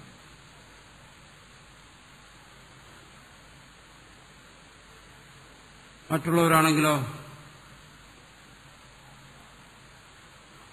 മറ്റുള്ളവരെ കുറിച്ച് പറയുന്നു മൂർഖന്മാര്, യാതൊരു വിവേകമില്ലാത്തവർ. അവരുടെ പ്രകൃതി പാപബാഹുല്യമുള്ളതായിരിക്കും. അവിടെ പാപത്തിനായിരിക്കും മുൻതൂക്കം. അവർ പാപകർമ്മങ്ങളിൽ ഏർപ്പെടുന്നു. അവർ ഭഗവാന്റെ ഉപദേശത്തെ നിന്ദിക്കുന്നു, അനുസരിക്കുന്നില്ല. തസ്മാത് പ്രകൃതിം യാന്തി. അതുകൊണ്ട് പൊതുവെ പറഞ്ഞു കഴിഞ്ഞാൽ ജ്ഞാനി ആയിക്കൊള്ളട്ടെ അജ്ഞാനി ആയിക്കൊള്ളട്ടെ പ്രകൃതിയും അനുഗച്ഛന്തി, പ്രകൃതിയെ അനുസരിച്ച് പോകുന്നു. പ്രകൃതിക്ക് അനുസരിച്ചേ പോകാൻ കഴിയുന്നുള്ളൂ. ഭൂതാനി പ്രാണിനഹ, പ്രാണികളെല്ലാം. എല്ലാ പ്രാണികളും പ്രകൃതിയെ അനുസരിക്കുകയാണെങ്കിൽ പിന്നെ സാധനങ്ങൾക്കെല്ലാം എന്താ സ്ഥാനം എന്ന് ഞാൻ ചിന്തിക്കും. പ്രകൃതിയിലുള്ളതല്ലേ സംഭവിക്കത്തുള്ളൂ. പിന്നെ സാധനങ്ങളുണ്ട്, പ്രകൃതി എങ്ങനെ മാറ്റാൻ കഴിയും എന്ന് ഞാൻ ചിന്തിക്കും. അപ്പൊ പ്രകൃതിക്കനുസരിച്ച് പോവുക എന്ന് പറയുമ്പോൾ പ്രകൃതിയുടെ ഈ നിയമം പറഞ്ഞല്ലോ, ഈ നിയമം പ്രകൃതിക്ക് ഇങ്ങനെ ഒരു ശക്തി വിശേഷം കൊടുത്തിരിക്കുന്നത്, അല്ലെങ്കിൽ പ്രകൃതി എന്ന് പറയുന്നത് തന്നെ ഈശ്വരന്റെ നിയമമാണ്. പ്രകൃതിയുടെ നിയമം എന്ന് പറയുന്നത് അത് വാസ്തവത്തിൽ ഈശ്വരന്റെ നിയമമാണ്. പ്രകൃതി എന്ന് പറയുന്നത് തന്നെ ഈശ്വര നിയമമാണ്. ഈശ്വരന്റെ നിയമത്തിന് കൊടുത്തിരിക്കുന്ന പേരാണ് പ്രകൃതി. അപ്പൊ പ്രകൃതിയെ പൂർണ്ണമായും അനുസരിക്കേണ്ടി വരുമ്പോൾ ഒരു ജീവന്റെ പരിശ്രമം, ആ പരിശ്രമത്തിന് എങ്ങനെ ഫലം ഉണ്ടാകും? കാരണം പ്രകൃതിക്കനുസരിച്ചല്ലേ എന്ന് ചിന്തിച്ചു പോകും. അപ്പോ ജീവന്റെ പ്രവൃത്തിക്ക് ഫലമുണ്ടാകുക, പൗരുഷ പ്രവൃത്തിക്ക് ഫലമുണ്ടാകുക, പൗരുഷത്തിന് ഫലമുണ്ടാകുക എന്ന് പറയുന്നതും ഈശ്വരന്റെ പ്രകൃതിയാണ്. എന്നുവെച്ചാൽ അതും ഈശ്വരന്റെ നിയമമാണ്. അതുകൊണ്ട് ജീവന്റെ സാധനയ്ക്കും ഫലമുണ്ട്. എന്തുകൊണ്ട്? അത് പ്രകൃതിക്ക് വിരുദ്ധമായ ഒന്നല്ല, ഈശ്വര പ്രകൃതിക്ക് വിരുദ്ധമായ ഒന്നല്ല. അതുകൂടി ചേരുന്നതാണ് ഈശ്വര പ്രകൃതി. എന്നുവെച്ചാൽ ഈശ്വരൻ അത് അനുവദിച്ചിട്ടുണ്ട്.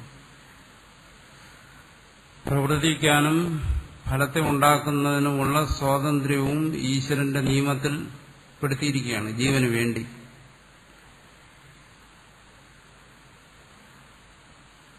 അങ്ങനെ ഒരു സ്വാതന്ത്ര്യം കൊടുത്തിട്ടുണ്ട്. അതായത് ഈശ്വരസൃഷ്ടമായ ജീവപ്രകൃതിയിൽ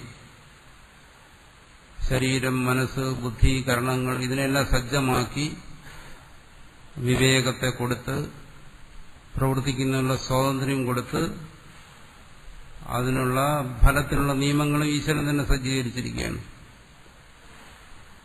അതുകൊണ്ട് ഈശ്വര പ്രകൃതി ഇതിനൊന്നും വിരുദ്ധമായതല്ല, ഇതെല്ലാം കൂടെ ചേർത്താണ് ഈശ്വര പ്രകൃതി എന്ന് പറയുന്നത്. അതുകൊണ്ട് സാധനയ്ക്ക് ഫലമുണ്ട്. പ്രകൃതിക്ക് വിധേയമാണ് എന്ന് പറയുമ്പോൾ ഇതൊന്നും പ്രകൃതിക്ക് വിരുദ്ധമായ കാര്യങ്ങളല്ല, ഇതിനെല്ലാം ഫലമുണ്ട്. അതും കൂടെ ചേർന്നാണ് പ്രകൃതി. അതുകൊണ്ട് അവിടെയും ഒരു വിപരീത ചിന്തയ്ക്ക് പ്രസക്തിയില്ല, സ്ഥാനമില്ല.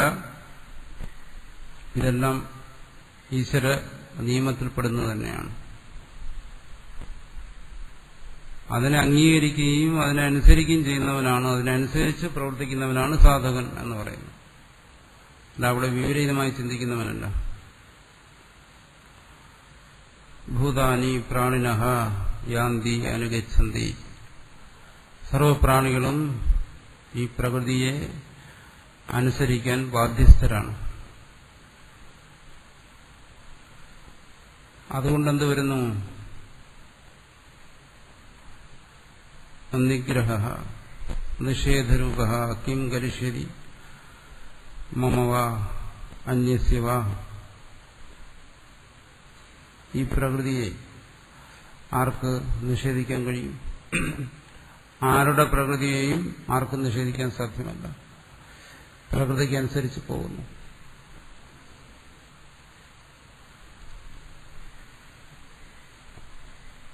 അത് ഇതിന്റെ തുടക്കം എവിടെയാണ്? ഇതിന്റെ തുടക്കത്തെക്കുറിച്ച് നമുക്ക് ചിന്തിക്കാൻ കഴിയുന്നത് വർത്തമാന ജന്മത്തിലാണ്.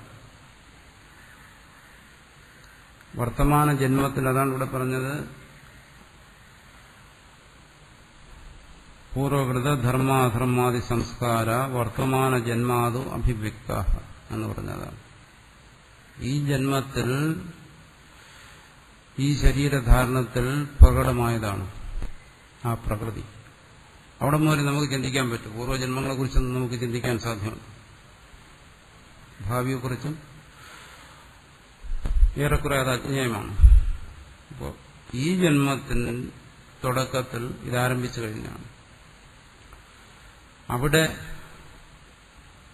ഏത് പ്രകൃതിയാണോ ഒരുവനിൽ പ്രകടമായി വരുന്നത്, ആ പ്രകൃതിക്കനുസരിച്ചായിരിക്കും അവന്റെ ജന്മാന്തം വരെയുള്ള കാര്യങ്ങൾ. ആ പ്രകൃതി അവനനുസരിച്ചേ പറ്റൂ. അപ്പോൾ അതിൽ സദ്വാസനകളാണെങ്കിൽ അവന് ഇതിൽ താല്പര്യമുണ്ടാകും. അതാണ് പറഞ്ഞു വരുന്നതിന്റെ താല്പര്യം. അവിടെ പ്രകടമായി വന്നത് ദുർവാസനകളാണെങ്കിൽ ഇതിൽ താല്പര്യം വരത്തില്ല, വേറെ വഴിക്ക് പോകും. അങ്ങനെ പ്രകടമായിരിക്കുന്ന ആ പ്രകൃതിയെ ആര് നിയന്ത്രിക്കും? അതിനെ ആർക്കും നിയന്ത്രിക്കാൻ പറ്റത്തില്ല എന്നത്. ഈശ്വരൻ എന്തായാലും നിയന്ത്രിക്കത്തില്ല. എന്തുകൊണ്ട്? ഈശ്വരൻ തന്നെ സൃഷ്ടിച്ചു വെച്ചതാണ്. ഇങ്ങനെയൊരു നിയമത്തെ ചെയ്തിരിക്കുന്ന ഈശ്വരനാണ്. അപ്പൊ താൻ തന്നെ ഉണ്ടാക്കിയ നിയമത്തെ താൻ തന്നെ ധിക്കരിക്കത്ത പ്രശ്നമില്ല. പിന്നെ മറ്റാർക്കതിന് കഴിവുള്ളത്? ഈശ്വരന്റെ നിയമത്തെ മാറ്റിമറിക്കാൻ ജീവന് കഴിവില്ല. അതാണ് നിഗ്രഹത്യം കരിഷ്യതി. ഇതിനെ ആർക്ക് എന്ത് ചെയ്യാൻ പറ്റും? പറ്റത്തില്ല. സർവ്വജീവന്മാരും അല്ലെങ്കിൽ ശരീരത്തോടുകൂടിയിരിക്കുന്ന സർവരും ഈ പ്രകൃതിയുടെ നിയമത്തിന് അധീനരാണ്, വിധേയരാണ്. അതിനനുസരിച്ച് പോയേ പറ്റൂ.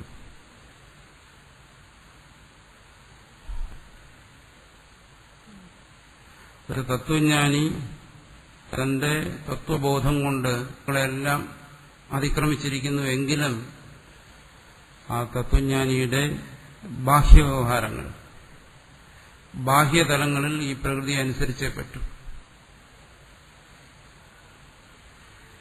വിശപ്പ് വന്ന് ആഹാരം കഴിക്കണം,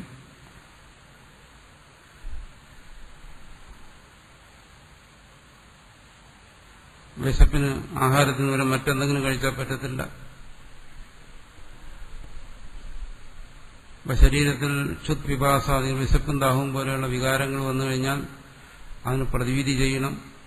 അപ്പോൾ ഇതൊക്കെ ബാഹ്യമായ പ്രകൃതി നിയമങ്ങളാണ്. ഈ പ്രകൃതി നിയമങ്ങളെ തത്വജ്ഞാനിക്ക് പോലും അനുസരിക്കേണ്ടി വരുന്നു. ശരീരം ഇരിക്കുക, ശരീരത്തിന് ക്ലേശങ്ങൾ വരിക, അതിന് പ്രതിവിധികൾ ചെയ്യേണ്ടി വരിക, ശരീരപീഡകൾ അനുഭവിക്കേണ്ടി വരിക, ലോകത്തിന്റെ നിന്ദയും സ്തുതിയും ഒക്കെ സ്വീകരിക്കേണ്ടി വരിക, ത്യജിക്കേണ്ടി വരിക, ഇത്തരം കാര്യങ്ങളെല്ലാം, അതായത് ഈ ബാഹ്യപ്രകൃതിയിൽ എന്തെല്ലാം നടന്നുകൊണ്ടിരിക്കുന്നുവോ അതിനെല്ലാം അതേപടി സ്വീകരിക്കാൻ തത്വജ്ഞാനിയും ബാധ്യസ്ഥനാണ്. തത്വജ്ഞാനി ഇതിന് അതീതനായിരിക്കുന്നത് സ്വന്തം വിവേകം കൊണ്ട് ഇതിനെ അതിക്രമിച്ചിരിക്കുന്നു. പക്ഷെ ബാഹ്യമായി ഇതിനെ അനുസരിച്ച് നിൽക്കുന്നു. അപ്പോൾ തത്വജ്ഞാനിയിലും ഇതിനെ നിഗ്രഹിക്കാൻ ആരുമില്ല, ആർക്കും സാധ്യമല്ല. സ്വയം അല്ലെങ്കിൽ ഈശ്വരൻ, അജ്ഞന്റെ കാര്യം പറയാനില്ല.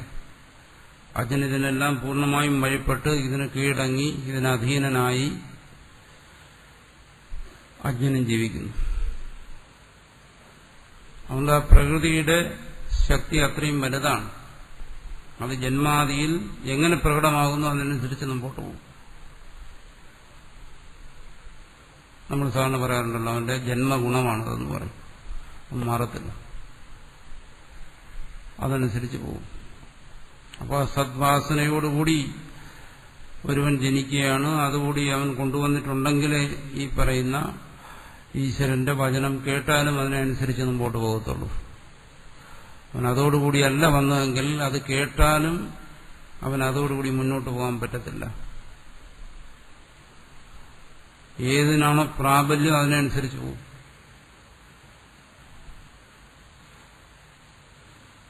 അതിനെ പിന്തുടർന്നു പോകും. അതുകൊണ്ടാണ് നമ്മൾ കാണുന്നുണ്ടല്ലോ, ഇപ്പോൾ ഒരാൾക്ക് ആധ്യാത്മിക ജിജ്ഞാസ ഉണ്ടാവും. ആധ്യാത്മിക ജിജ്ഞാസ അത് കാരണമെന്ത്? അവന്റെ പ്രകൃതിയാണ്. അവന്റെ പ്രകൃതിയിലുള്ള പുണ്യമാണ് ആ ജിജ്ഞാസ ഉണ്ടാക്കുന്നത്. അവൻ ആധ്യാത്മിക മാർഗത്തിൽ മുന്നോട്ട് പോകും. അതും ആ പുണ്യം അവനെ സഹായിക്കുന്നുകൊണ്ടാണ്. പക്ഷെ ആ പുണ്യം ദുർബലമാണ്. അത് ഫലം കൊടുത്ത് തീർന്ന് കഴിഞ്ഞാൽ പിന്നെ അവിടെ ശേഷിക്കുന്ന പാപമായിരിക്കും. ആ പാപം വർദ്ധിച്ചു വരികയാണെങ്കിൽ അവനെന്ത് ചെയ്യുന്നു? ആ മാർഗം ഉപേക്ഷിച്ചു പോകുന്നു. അവനെ രക്ഷപ്പെടുത്താൻ ആർക്കും സാധ്യമല്ല. പ്രകൃതിയെ മാറ്റിമറിക്കാൻ ഭഗവാൻ തന്നെ പറയുന്നു, നിഗ്രഹ കിം കരിഷ്യതി. ഈ നിയമത്തെ ഉല്ലംഘിക്കാൻ ആർക്കാണ് കഴിയുന്നത്? എന്തുകൊണ്ട്? തന്റെ തന്നെ നിയമമാണ്. അതുകൊണ്ട് നമ്മൾ കാണാറുണ്ടല്ലോ, പലരും സന്യാസം സ്വീകരിക്കുന്നു, ബ്രഹ്മചാരിയാകുന്നു, ആശ്രമത്തിൽ കഴിയുന്നു, ഉപദേശം കൊടുക്കുന്നു, ഗുരുക്കന്മാരാകുന്നു, പിന്നെ ഇതെല്ലാം അഴിച്ചു പറക്കി കെട്ടി വന്ന വഴിക്ക് തന്നെ നടക്കുന്നു. ഇതൊക്കെ കാണുമ്പോൾ സാധാരണ ആൾക്കാർ ഞെട്ടിപ്പോവും. ഇതെന്താ സംഭവിക്കുന്നത്? നമ്മൾ മഹാന്മാരാണെന്ന് കരുതിയിരുന്നവരെല്ലാം യാത്രയാകുന്നു. അപ്പം നമ്മുടെ അവസ്ഥ എന്തായിരിക്കും? നാളെ നമ്മൾ ഈ വഴിക്ക് തന്നെ പോകും എന്നൊക്കെ ചിന്തിക്കും. നമ്മുടെ മുമ്പേ നടന്നവർ പോയ വഴിയാണ് സാധാരണ പിമ്പേ നടക്കുന്നവരും പോകേണ്ടതെന്നാണ് കേട്ടിട്ടുള്ളത്. ഇത്തരം അപകടങ്ങളൊക്കെ നമുക്കും പറ്റുമോ എന്ന് ചിന്തിച്ചു പോകും. പറ്റിക്കൂടാന്നില്ല, പറ്റാതെയും ഇരിക്കാം. ഇതിനെയൊക്കെ നിയന്ത്രിക്കുന്ന ആര്? അവനവന്റെ പ്രകൃതിയാണ്. അതിനോട് പറഞ്ഞു വരുന്നത്. അതുകൊണ്ട് ഒരാളങ്ങനെ പോയി എന്ന് കരുതി വിലപിക്കേണ്ട കാര്യമില്ല, ദുഃഖിക്കേണ്ട കാര്യമില്ല. അതവന്റെ പ്രകൃതി. അവന്റെ പ്രകൃതിയാണ് അവൻ അവിടെ കൊണ്ട് എത്തിച്ചത്. ആദ്യം സന്യാസം, പിന്നീട് ഗൃഹസ്ഥാശ്രമം, പിന്നെ ഇത് രണ്ടുമല്ലാത്ത അവസ്ഥ. ഇങ്ങനെ പോകുന്നു.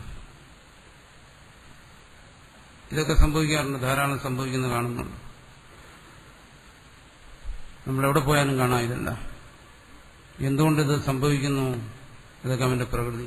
പുണ്യം വർദ്ധിച്ചപ്പോൾ അവൻ ഇതിന് താല്പര്യമുണ്ടായി, ഇതിലേക്ക് വന്നു. വീണ്ടും പാപം അധികരിച്ചപ്പോൾ അവൻ വേറെ വഴിക്ക് പോയി. ഇതിന് ഒരിക്കലും നമ്മൾ ഒരു ജീവനെ കുറ്റപ്പെടുത്താൻ പാടില്ല. അവൻ തെറ്റ് ചെയ്തു എന്ന് നമ്മൾ കരുതാൻ പാടില്ല. കാരണം ഇതെവിടെയും സംഭവിക്കും. എന്തുകൊണ്ട്? പ്രകൃതി അവനെ ഇങ്ങനെ നടത്തിക്കുന്നതാണ്. ഒരുപക്ഷെ അവന്റെ ആഗ്രഹത്തിന് വിപരീതമായിട്ടായിരിക്കും അത് പോകുന്നത്. എന്നാലും പ്രകൃതി അനുസരിച്ച് മതിയാവും. പ്രകൃതിക്കനുസരിച്ച് പോകുന്നതാണ്. അങ്ങനെ പോകാതിരിക്കണമെങ്കിൽ അതിനുള്ള ഈശ്വരാനുഗ്രഹം വേണം. അതാണ് പുണ്യമെന്ന് പറയുന്നത്. ഈശ്വരപ്രസാദം വേണം. അതില്ലാതെ അതിന്റെ കുറവ് കൊണ്ട് സംഭവിക്കും. ഗുരുകൃപ എന്നെല്ലാം പറയുന്ന അതാണ്. അതുള്ളവർക്ക് മാത്രമേ വലിയ തട്ടലും മുട്ടലും എന്ന് കേൾക്കാതെ ഇതിൽ മുന്നോട്ട് പോകാൻ പറ്റും. അല്ലാത്ത പക്ഷം വീണുപോകും. പിന്നെ വീണിടത്തു നിന്ന് എണീറ്റ് മുന്നോട്ട് നടക്കാൻ കഴിഞ്ഞാൽ അതൊരു ഭാഗ്യം എന്ന് കരുതിയാൽ മതി, അതൊരു കഴിവെന്ന് കരുതണ്ട. ഇത് കഴിവിനെ ആശ്രയിച്ചുള്ള ഒരു കാര്യമാണ്. അതുകൊണ്ട് വീണു പോകുന്നതാരുടെയും കുറ്റമല്ല. ഏത് വൻപനും വീഴാമെന്നുള്ള ഒരു വഴിയാണല്ലോ. അത് വീഴാത്തവൻ മിടുക്കനാണെന്നും കരുതണ്ട. അവന്റെ മിടുക്ക് ഏത് സമയവും വീണുപോകാം. എന്തുകൊണ്ട്? പ്രകൃതിയുടെ സ്വാധീനം, പ്രകൃതിയുടെ ശക്തി അത്രയും വലുതാണ്. അതുകൊണ്ടാണ് ഭഗവാൻ തന്നെ പറയുന്നത് നിഗ്രഹ കിം കരിഷ്യതി. ഇതിനെ നിഗ്രഹിക്കാൻ ആർക്കാണ് ശക്തിയുള്ളത്? ഈശ്വരന്റെ അലംഘനീയമായ ഈ നിയമത്തെ ലംഘിക്കാൻ ഒരു ജീവപ്രകൃതിക്ക് സാധ്യമല്ല. എത്ര വലിയ സാധകനായാലും എത്ര വലിയ തത്വജ്ഞാനിയായാലും ഇതിനനുസരിച്ച് പറ്റൂ എന്നുള്ള ഒരു പ്രകൃതി നിയമത്തെ, ഈശ്വര നിയമത്തെയാണ് ഇവിടെ കാണിച്ചു തരുന്നത്. എന്നുവെച്ചാൽ ആരും അഹങ്കരിക്കാതിരിക്കാൻ വേണ്ടിയിട്ടാണ്. ഇത് മനസ്സിലാക്കിയില്ലെങ്കിൽ അഹങ്കരിച്ചു പോകും. അവന്റെ സാധന അവൻ അഹങ്കാരത്തെ ഉണ്ടാക്കും, അവന്റെ അറിവ് അഹങ്കാരത്തെ ഉണ്ടാക്കും, അവന്റെ അനുഷ്ഠാനങ്ങൾ,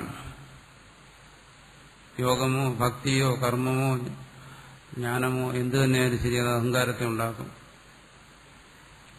അവനറിയാതെ തന്നെ അതൊക്കെ ഉണ്ടാക്കും. താൻ എന്തൊക്കെയാണ്, തനിക്ക് എന്തൊക്കെ ഉണ്ടെന്ന് ധരിച്ചു പോകും. പക്ഷെ ഏത് നിമിഷവും പതനം സംഭവിക്കാം എന്നുള്ള കരുതലോടുകൂടി തന്നെ ഒരുവൻ ഉണർന്നിരിക്കണം, ശ്രദ്ധയോടുകൂടി. അത് ബോധിപ്പിക്കാനാണ് ഈ പ്രകൃതിയുടെ ഈ മഹത്വത്തെക്കുറിച്ച് പറയുന്നത്, ശക്തിയെക്കുറിച്ച് പറയുന്നത്. ഇതിനെ തന്നെയാണ് വേറെ സന്ദർഭങ്ങളിൽ മായ എന്നും പറയുന്നത്. വാസ്തവത്തിൽ അതിനെ ആരും തന്നെ അതിജീവിക്കുന്നില്ല. പൂർണ്ണമായി ആർക്കും അതിജീവിക്കാൻ സാധ്യമല്ല, ശരീരമുള്ളിടത്തോളം കാലം എന്നുള്ളൊരു തത്വത്തെയാണ് ഇവിടെ പറഞ്ഞിരിക്കുന്നത്. അതുകൊണ്ട് ഇതാർക്കും അഭിമാനിക്കാനോ അഹങ്കരിക്കാനോ ഒന്നും ഇവിടെ ശേഷിപ്പിച്ചിട്ടില്ല എന്നൊരു സത്യത്തെ ഇവിടെ വെളിപ്പെടുത്തുകയാണ്. മമവ അന്യസ്യവ, ആർക്കും ആരുടെ പ്രകൃതിയും ഇല്ലാതാക്കാൻ സാധ്യമല്ല. ഇതിന് വിധേയനായി തന്നെ ജീവിക്കേണ്ടി വരും എന്നുള്ള ഒരു യാഥാർത്ഥ്യത്തെ ഇവിടെ വെളിപ്പെടുത്തുകയാണ്. അതിനാണ് ജ്ഞാനവാൻ അഭി എന്ന് പറഞ്ഞത്. സാധാരണക്കാരന്റെ കാര്യം പോട്ടെ എന്ന് പറഞ്ഞിരിക്കുന്നതാണ്.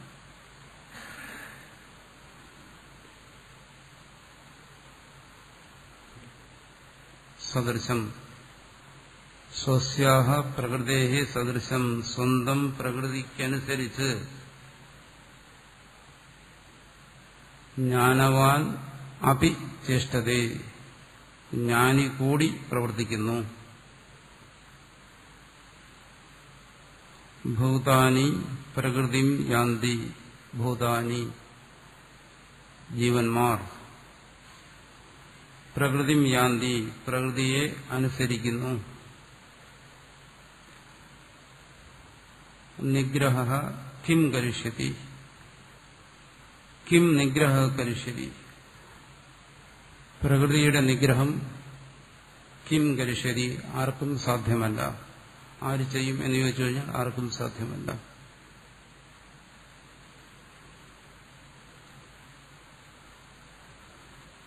പ്രകൃതിയെ ഉല്ലംഘിക്കുന്നതിന് ആരും ശക്തരല്ല.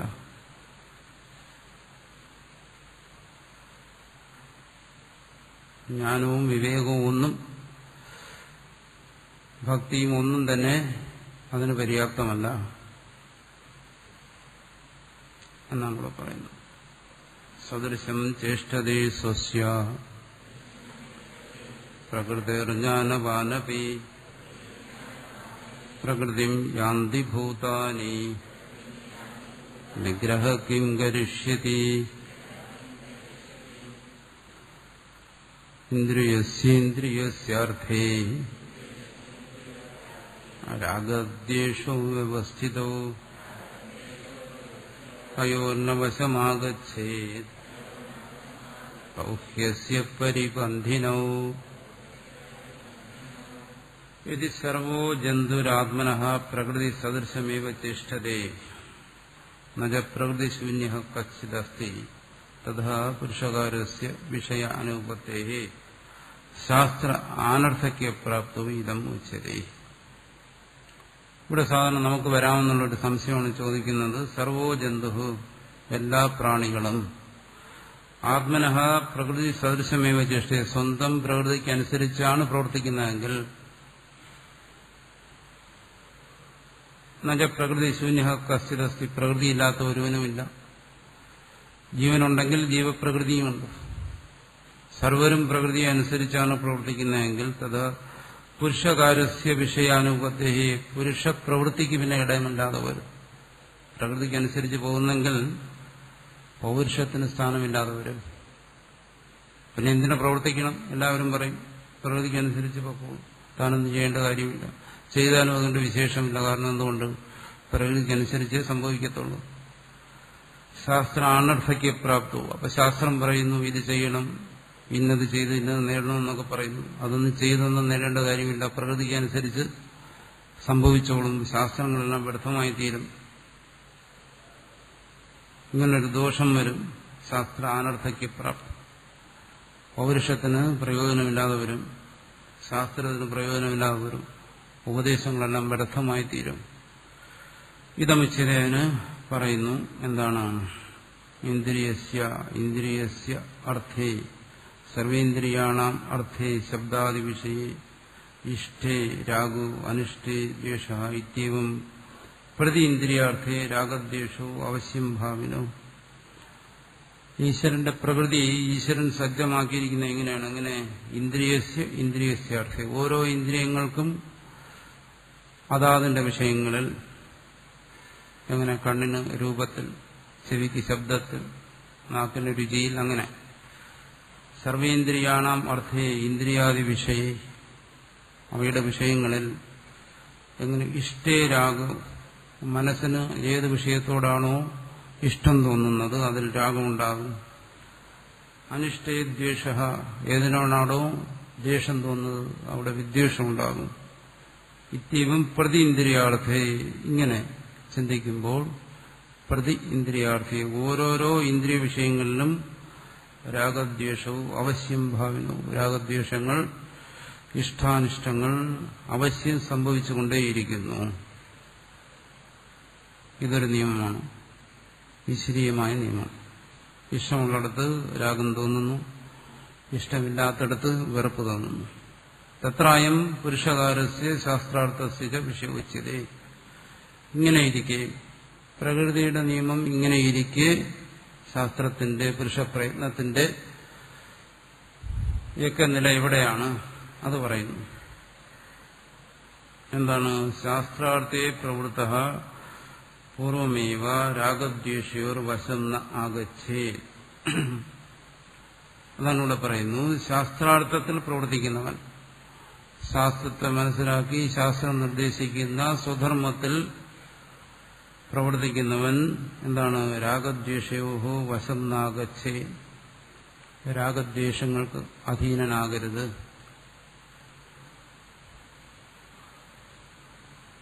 രാഗദ്വേഷങ്ങൾക്ക് അവിടെയാണ് പുരുഷപ്രയത്നത്തിന്റെ സ്ഥാനം. അതിന് അധീനനാകരുത്. പ്രകൃതിയിൽ ഇതെല്ലാം ഒരുക്കിയിരിക്കുകയാണ്, പക്ഷെ അതിന് വിധേയനാകരുത്.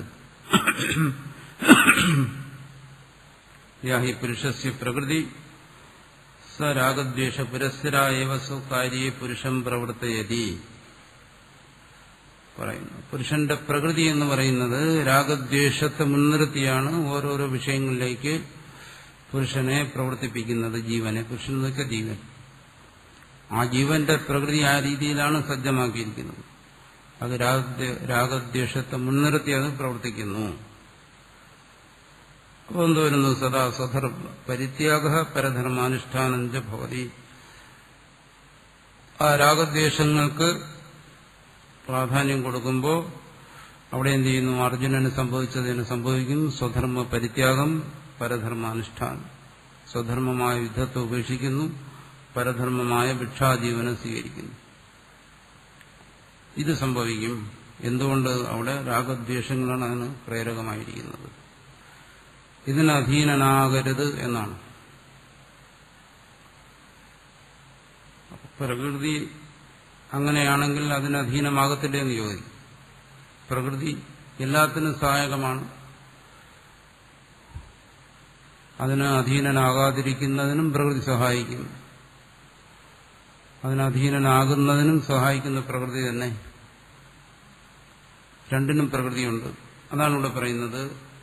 യഥാ പുന രാഗദ്വേഷവും തത് പ്രതിപക്ഷേണ നിയമയതി തഥാ ശാസ്ത്രദൃഷ്ടിരേവ പുരുഷോ ഭവതി ന പ്രകൃതിവശഃ. അപ്പൊ ഈ രാഗദ്വേഷങ്ങളിലേക്ക് പ്രവർത്തിപ്പിക്കുന്ന ഒരു പ്രകൃതിയുണ്ടല്ലോ, അതുപോലെ തന്നെ ശാസ്ത്രദൃഷ്ടിയെ നൽകുന്ന ഒരു പ്രകൃതിയുണ്ട്. അതിനെ അവലംബിക്കാനാണ് പറയുന്നത്. യഥാ പുനരാഗദ്വേഷോ തത് പ്രതിപക്ഷേണ നിയമയതി. രാഗദ്വേഷങ്ങൾ ആ ജീവനെ നിയന്ത്രിക്കുന്നു, വിരുദ്ധമായ കാര്യങ്ങളിൽ പ്രവർത്തിപ്പിക്കുമ്പോൾ തഥാ ശാസ്ത്രദൃഷ്ടിരേവ പുരുഷോഭവതി. അതിന് വിപരീതമായി അവൻ പ്രവർത്തിപ്പിക്കണം. എങ്ങനെ? ശാസ്ത്രദൃഷ്ടിയെ ആശ്രയിച്ച്. അങ്ങനെ ഒരു പ്രകൃതിയുണ്ട്. ആ പ്രകൃതി അവലംബിക്കണം. എന്ന പ്രകൃതിവശഃ, അല്ലാതെ രാഗദ്വേഷങ്ങൾക്ക് അധീനമായ പ്രകൃതിക്ക് അധീനനാകരുത്. എന്നുവെച്ചാൽ പ്രകൃതി എല്ലാറ്റിനും ഉണ്ട് എന്നർത്ഥം. ഏതിനും പ്രകൃതി കൂട്ടുനിൽക്കും. ശാസ്ത്രദൃഷ്ടിക്ക് വേണ്ട പ്രകൃതിയുമുണ്ട്, രാഗദ്വേഷങ്ങൾക്ക് വേണ്ട പ്രകൃതിയുമുണ്ട്. പുരുഷൻ എന്ത് ചെയ്യണം? അതിനുള്ള സ്വാതന്ത്ര്യം ഈ പ്രകൃതി നിയമത്തിൽ തന്നെ ഉൾപ്പെടുത്തിയിരിക്കുകയാണ്. ശാസ്ത്രദൃഷ്ടിയെ അവലംബിക്കണം. ശാസ്ത്രദൃഷ്ടിയായി തീരണം പുരുഷൻ എന്നർത്ഥം. അങ്ങനെ തസ്മാതയോഹോ രാഗദ്വേഷയോർ വശം നാഗച്ചേ. രാഗദ്വേഷങ്ങൾക്ക് അധീനനാകരുത് എന്നാണ്. അപ്പൊ രാഗദ്വേഷങ്ങൾക്ക് അധീനനാകണം എന്ന് നിർബന്ധമുള്ളവനപ്പോൾ ചോദിക്കും, എന്താണ് ആ രാഗദ്വേഷങ്ങൾക്ക് അധീനനാകുന്ന പ്രകൃതിയുള്ളപ്പോ എങ്ങനെ അതിനെ അതിജീവിക്കാൻ പറ്റും എന്ന് ചിന്തിക്കും.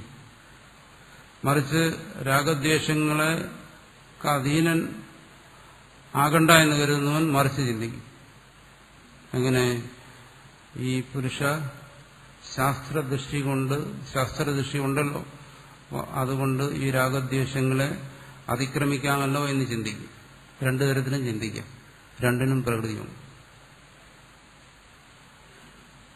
രണ്ടിനുമുള്ള പ്രകൃതി ജീവനിലുണ്ട്. ഒരു കൂട്ടർ എങ്ങനെ ചിന്തിക്കുന്നു?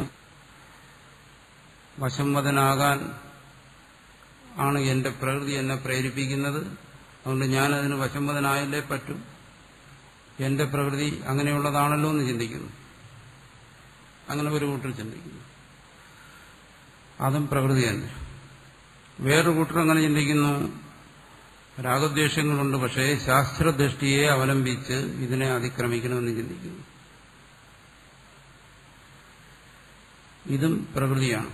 അപ്പൊ ഇവിടെ പറയുന്നത്, ഈ പറയുന്ന രാഗദ്വേഷങ്ങളെ അതിക്രമിക്കുന്നതിന് ശാസ്ത്രദൃഷ്ടിയെ സ്വീകരിച്ച്, എന്നുവെച്ചാൽ ശാസ്ത്രം ബോധിപ്പിക്കുന്നു ഈ രാഗദ്വേഷങ്ങൾ ഇത് അപകടകരമാണ്, ഇതിന് വശപ്പെടാൻ പാടില്ല എന്നെല്ലാം ബോധിപ്പിക്കുന്നു. അപ്പൊ ഈ ബോധനങ്ങളെ സ്വീകരിച്ചു, അല്ലെങ്കിൽ ഈ ബോധനങ്ങൾക്ക് അനുകൂലമായ പ്രകൃതിയെ സ്വീകരിച്ചുകൊണ്ട് ഈ രാഗദ്വേഷങ്ങളെ താൻ അതിക്രമിക്കേണ്ടതാണ് എന്ന് ചിന്തിക്കുന്നു. ആ പ്രകൃതി അവലംബിക്കുന്നു. എന്നുവെച്ചാൽ ഇത് രണ്ടിനുള്ള സൗകര്യം ഇവിടെ ഒരുക്കിയിട്ടുണ്ട്. അതിനെ എങ്ങനെ ഒരുവൻ സ്വീകരിക്കുന്നു എന്നുള്ളതാണ്. ഒരുവൻ ചിന്തിക്കുന്നു ഇതൊന്നും എനിക്ക് അനുകൂലമല്ല എന്ന് ചിന്തിച്ചു കഴിഞ്ഞാൽ പിന്നെ അവൻ ആ വഴിക്ക് പോകും. അല്ല, ഇതെല്ലാം എനിക്ക് അനുകൂലമാണ് എന്നൊരാൾക്ക് ചിന്തിക്കാൻ കഴിയുമെങ്കിൽ, പ്രകൃതി എനിക്ക് അനുകൂലമാണ്, ശാസ്ത്രദൃഷ്ടിയിലൂടെ എനിക്ക് ഈ ദോഷങ്ങളെ അതിജീവിക്കാൻ കഴിയുമെന്ന് ചിന്തിച്ചാൽ അവൻ രക്ഷപ്പെടും. അത് ചെയ്യണമെന്നാണ് ഇവിടെ പറയുന്നത്. അല്ല, അതിൽ വിപരീത ചിന്തയുമായിട്ട് ഇരിക്കാൻ പാടില്ല എന്നുള്ളതാണ്. അതിനാണ് ശാസ്ത്രദൃഷ്ടി എന്ന് പറയുന്നത്. അതിനെ സ്വീകരിക്കണം. തസ്മാ തയോഹു രാഗദ്വേഷിയോർ വശം നാഗച്ചേ. അവനോട് അർജുനനോട് പറയുന്നു, രാഗദ്വേഷങ്ങൾക്ക് വശംവദനായാണ് നീ ഇപ്പോൾ പരധർമ്മത്തെ സ്വീകരിക്കാൻ വരുമ്പോട്ടത്. ഇതാണ് എന്റെ പ്രകൃതി എന്ന് പറഞ്ഞ് നീ ഇതിൽ ഇരിക്കരുത്. നിന്നെ തന്നെ മറ്റൊരു പ്രകൃതിയുണ്ട്, എന്താണ്? ശാസ്ത്രദൃഷ്ടി. ഇതിനെ അതിജീവിക്കുന്നതിനുള്ള ഉപായങ്ങൾ നിന്നെ ബോധിപ്പിക്കുന്നു. ആ ഒരു പ്രകൃതിയെ നീ അവലംബിച്ച് ഈ രാഗദ്വേഷങ്ങൾക്ക് അധീനനാകാതിരിക്കുക.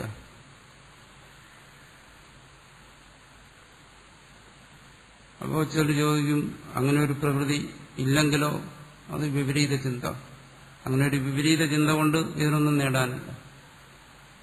അങ്ങനെ ഒരു പ്രകൃതി ഉണ്ട് ഇവിടെ. പ്രകൃതിയിൽ രണ്ടുമുണ്ട്. ആ പ്രകൃതിയെ നമ്മൾ അവലംബിച്ചാൽ മാത്രം മതി.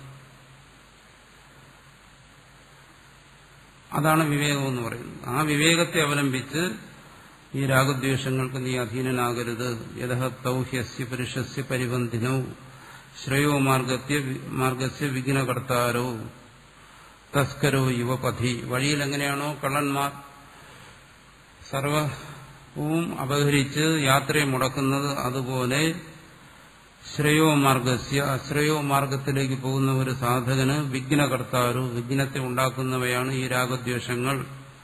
ഇതെല്ലാം ശാസ്ത്രം ബോധിപ്പിക്കുന്നതാണ്. പരിബന്ധിനോ ഇത് ശത്രുക്കളാണ്.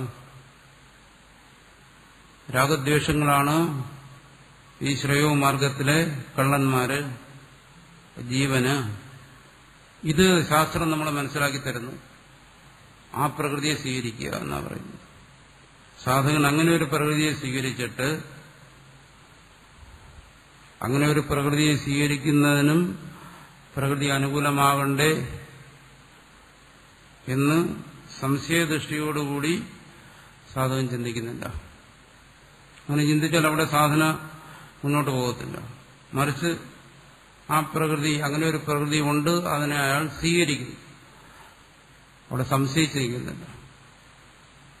ഈ രാഗദ്വേഷങ്ങളെ ഒഴിവാക്കുന്ന പ്രകൃതി സ്വീകരിക്കുന്നു. ഈ രാഗദ്വേഷങ്ങൾ ശ്രേയോ മാർഗത്തിൽ വിഘ്നത്തെ ഉണ്ടാക്കുന്നവരാണ്. അവർ കള്ളന്മാരെ പോലെയാണ്, അവർ യാത്രയെ മുടക്കുന്നവരാണ് എന്ന് വിവേകം കൊണ്ട് തിരിച്ചറിഞ്ഞ് ആ പ്രകൃതി അനുസരിക്കുന്നു. അപ്പോൾ പ്രകൃതി യാന്തി ഭൂതാനി, ആ ഒരു പ്രകൃതിയാണ് അയാൾ അനുസരിക്കുന്നത്. അങ്ങനെ അയാൾ ശ്രേയോ മാർഗത്തിൽ മുന്നോട്ട് പോകുന്നു. അവിടെയാണ് പുരുഷപ്രയത്നം. അപ്പോൾ പുരുഷപ്രയത്നത്തിൻ്റെതായ ഒരു പ്രകൃതിയും ഇവിടെ അംഗീകരിക്കുന്നുണ്ട്.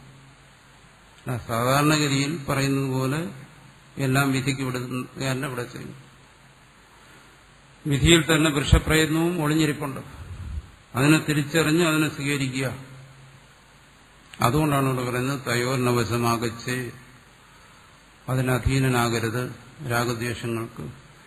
അതാണ് നിന്റെ മുഖ്യ ശത്രുക്കൾ എന്നിവിടെ പറയുകയാണ്. എന്തുകൊണ്ട് അർജുനൻ ഇവിടെ ശത്രുക്കളായി കാണുന്നത്? തന്റെ മുമ്പിൽ യുദ്ധം ചെയ്യാൻ നിൽക്കുന്ന ഭീഷ്മദ്രോണാദികളെയാണ്. പറയുന്നു, അവർ നിന്റെ താത്കാലിക ശത്രുക്കളാണ്. നാളെ അവരെ മിത്രങ്ങളായി തീരാം. മുമ്പ് അവർ മിത്രങ്ങളായിരുന്നു, ഭീഷ്മദ്രോണാദികൾ. പക്ഷെ ഇവിടെ പറയുന്ന ശത്രുക്കൾ, യുദ്ധം ചെയ്യേണ്ടതായ മുഖ്യ ശത്രുക്കൾ എന്ന് പറയുന്നത് രാഗവും ദേഷ്യവുമാണ്. നിത്യശത്രുക്കളാണ്. അവരോടാണ് നീ മുഖ്യമായി യുദ്ധം ചെയ്യേണ്ടത്, മാനസികമായി. മറ്റത് ബാഹ്യമായി ചെയ്യുന്ന യുദ്ധമാണ്. ഇത് മനസ്സിൽ നടത്തുന്ന യുദ്ധമാണ്. അതിന് അധീനമാകാതിരിക്കുക, അതാണ് അവിടുത്തെ യുദ്ധം. പയോർണവശമാകച്ച്, അതിനൊരിക്കലും നീ അധീനനാകരുത്. ആ ഒരു പ്രകൃതിയെ അവലംബിച്ച് ഈ വിഘ്നങ്ങളെ ഒഴിവാക്കി മുന്നോട്ട് പോവുക എന്നാണ്. ഇനി പറയും, മച്ചിത്ത സർവദുർഗാണി മത്പ്രസാദ തരിഷ്യതി. മച്ചിത്തനായിരിക്കുന്നവൻ സർവന്റെ അനുഗ്രഹം കൊണ്ട് തരണം. അങ്ങനെ തരണം ചെയ്യുന്നതിനുള്ള ഒരു പ്രകൃതിയും ഒരു നിയമവും ഈശ്വരൻ തന്നെ ഉണ്ടാക്കിയിട്ടുണ്ട്. അതാണ് ഇവിടെ പറയുന്നത്. ഇതിന്റെ വാസ്തവത്തിലുള്ള ശത്രുക്കളെ തിരിച്ചറിഞ്ഞ് സ്വധർമ്മം എന്നുള്ള നിലയ്ക്ക് ബാഹ്യമായ യുദ്ധം നിപ്പുണ്ട് അർജുനന്റെ മുമ്പിൽ. പക്ഷെ അതിലും മുഖ്യമായി തന്റെ മനസ്സിൽ തന്നെയാണ് മനസ്സ് തന്നെയാണ് യുദ്ധരംഗം. തൗഹ്യസ്യ പരിബന്ധിനവും ഈ രാഗവും ദ്വേഷവുമാണ് മുഖ്യ ശത്രുക്കൾ. അവരെയാണ് കീഴ്പ്പെടുത്തേണ്ടത്. അതാണ് ഇവിടെ പറയുന്നത്. ഈ ശ്ലോകത്തിൽ നോക്കുക. ഇന്ദ്രിയത്തിന്, ഇന്ദ്രിയങ്ങൾക്ക്, ഇന്ദ്രിയസ്യാർത്ഥേ ഇന്ദ്രിയ വിഷയങ്ങളിൽ ശബ്ദസ്പർശ അതിവിഷയങ്ങളിൽ രാഗദ്വേഷവും വ്യവസ്ഥിതവും, രാഗദ്വേഷങ്ങൾ വ്യവസ്ഥിതമായിരിക്കുന്നു, നിശ്ചിതമായിരിക്കുന്നു. എന്നുവെച്ചാൽ അനുകൂലമായതിൽ രാഗം, പ്രതികൂലമായതിൽ ദ്വേഷം, ഇത് നിശ്ചിതമായിരിക്കുന്നു. തയോഹോ വശം ന ആഗച്ഛേ, തയോഹോ അവയ്ക്ക് രാഗദ്വേഷങ്ങൾക്ക് വശം ന ആഗച്ഛേത്, ഒരിക്കലും അധീനനാകരുത്, ഒരിക്കലും കീഴ്പ്പെട്ടു പോകരുത്. തൗ ആ രാഗദ്വേഷങ്ങളാണ് അസ്യ ഈ ശ്രേയോ മാർഗത്തിൽ പ്രവർത്തിക്കുന്ന ഒരുവന് പരിപന്ഥനവും ശത്രുക്കളായിരിക്കുന്നത്.